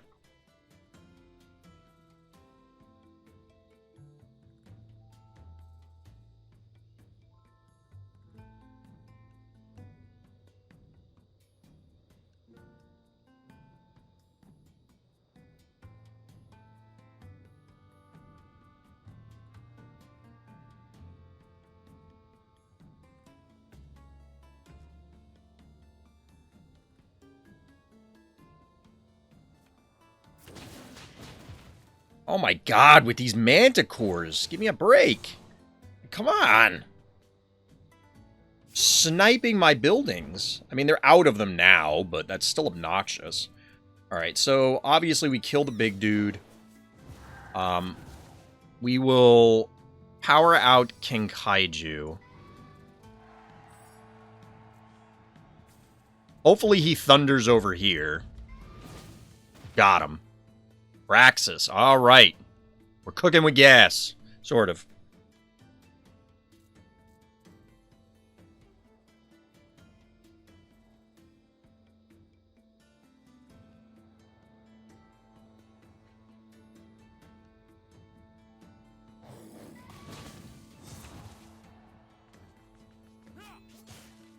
He's merely a 9/11 now. So, will he walk back and try and attack my... Because my supply depot is the only other building remaining. Okay, he does. Interesting. I'm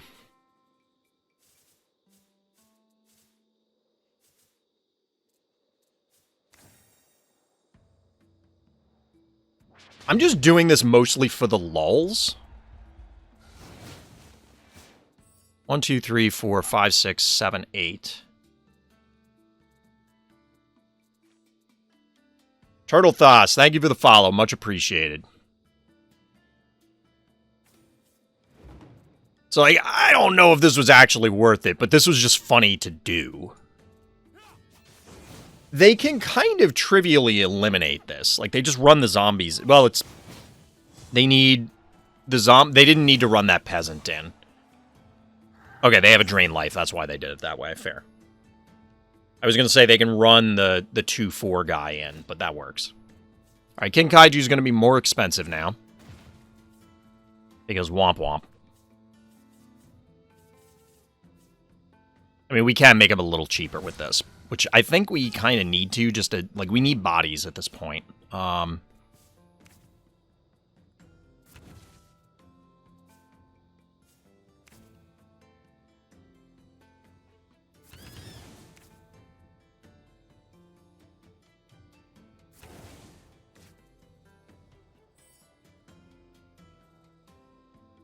So this will be sort of protected. I mean, it's protected now.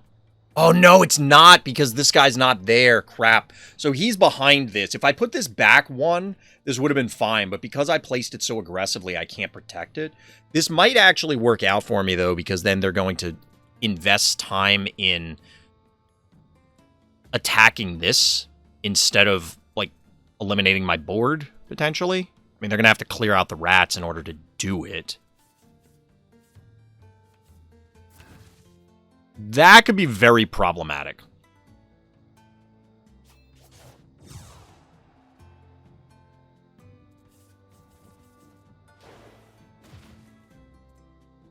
Yeah, that's not good.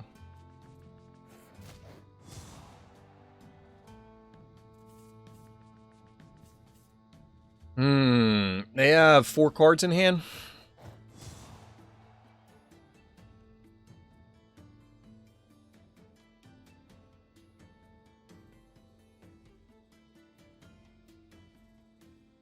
We almost have to suicide this guy into something so that way they can't spawn the zombies, because that will snowball.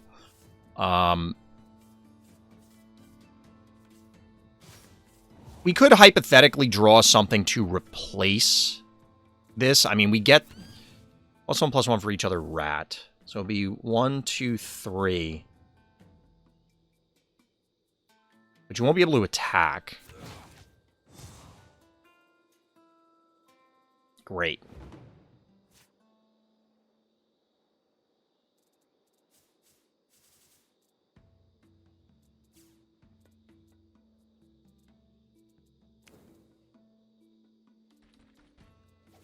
I know this seems a little weird, especially because of this, but...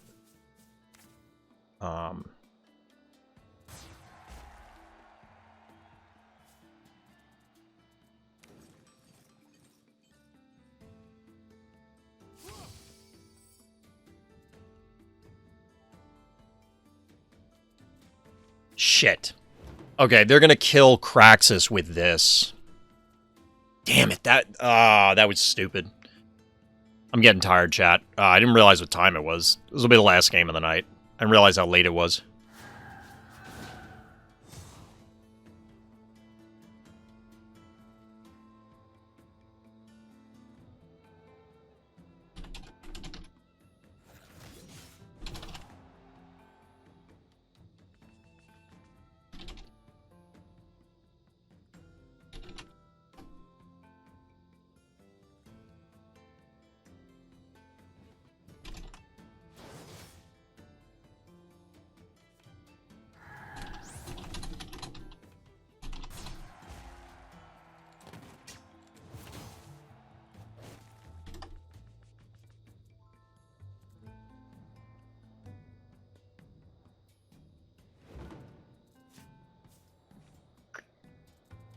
Alright, so they didn't do what I thought they were going to do, but we are running into some other challenges here. We're going to play this... Hold on. It's 12.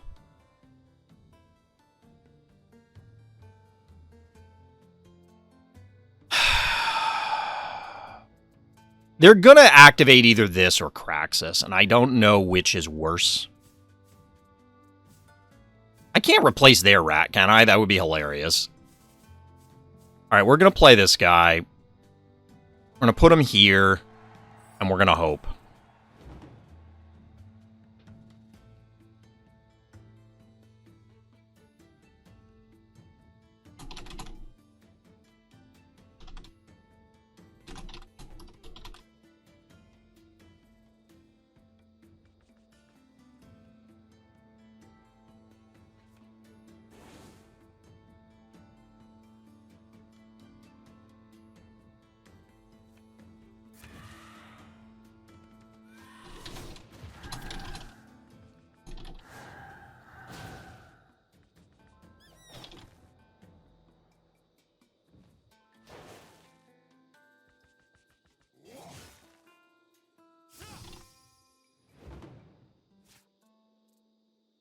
Alright, so we can screams for 16 and die in the process. 4, 5, 6, 7, 8, 9, 10, 11, 12, 13.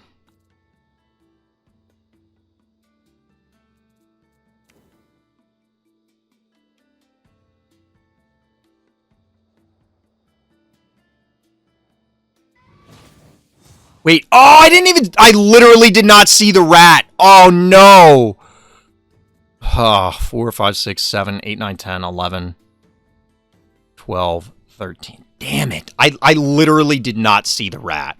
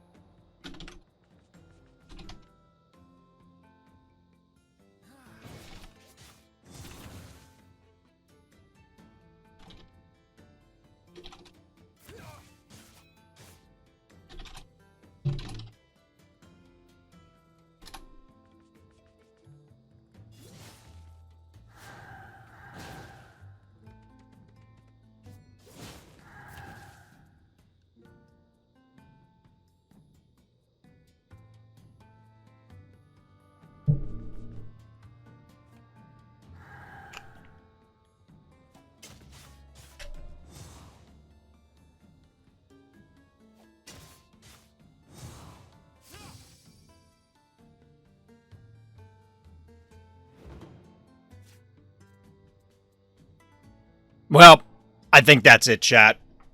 GG. We'll surrender that one. There's nothing we can do about that. Womp womp. Oh, man. Chat. Definitely a lot of fun tonight. Definitely a lot of fun. I'm looking forward to playing more Cards and Castles too, but I do have to call it an evening. It's getting late, and I can tell by my own play that it's starting to fall apart. I have to think about some of these decks because I really do like the ideas, but maybe we're going to have to start building our own soon. I don't know. We'll see. But like I said, that's going to do it for tonight. Let me see if there's anybody we can raid real quick. When I looked earlier, there were a whole lot of people. So I don't know many people in the Cards and Castles community yet. Oh, actually looks like it's only me. There were a whole lot of people streaming earlier, so there are going to be a lot more streams going on in the future. As mentioned earlier, if you use my code RTchomp, you can get some more packs. We're going to call it an evening. So as always, everybody, thank you for listening. Thank you for watching. And tune in next time for more Random Slots.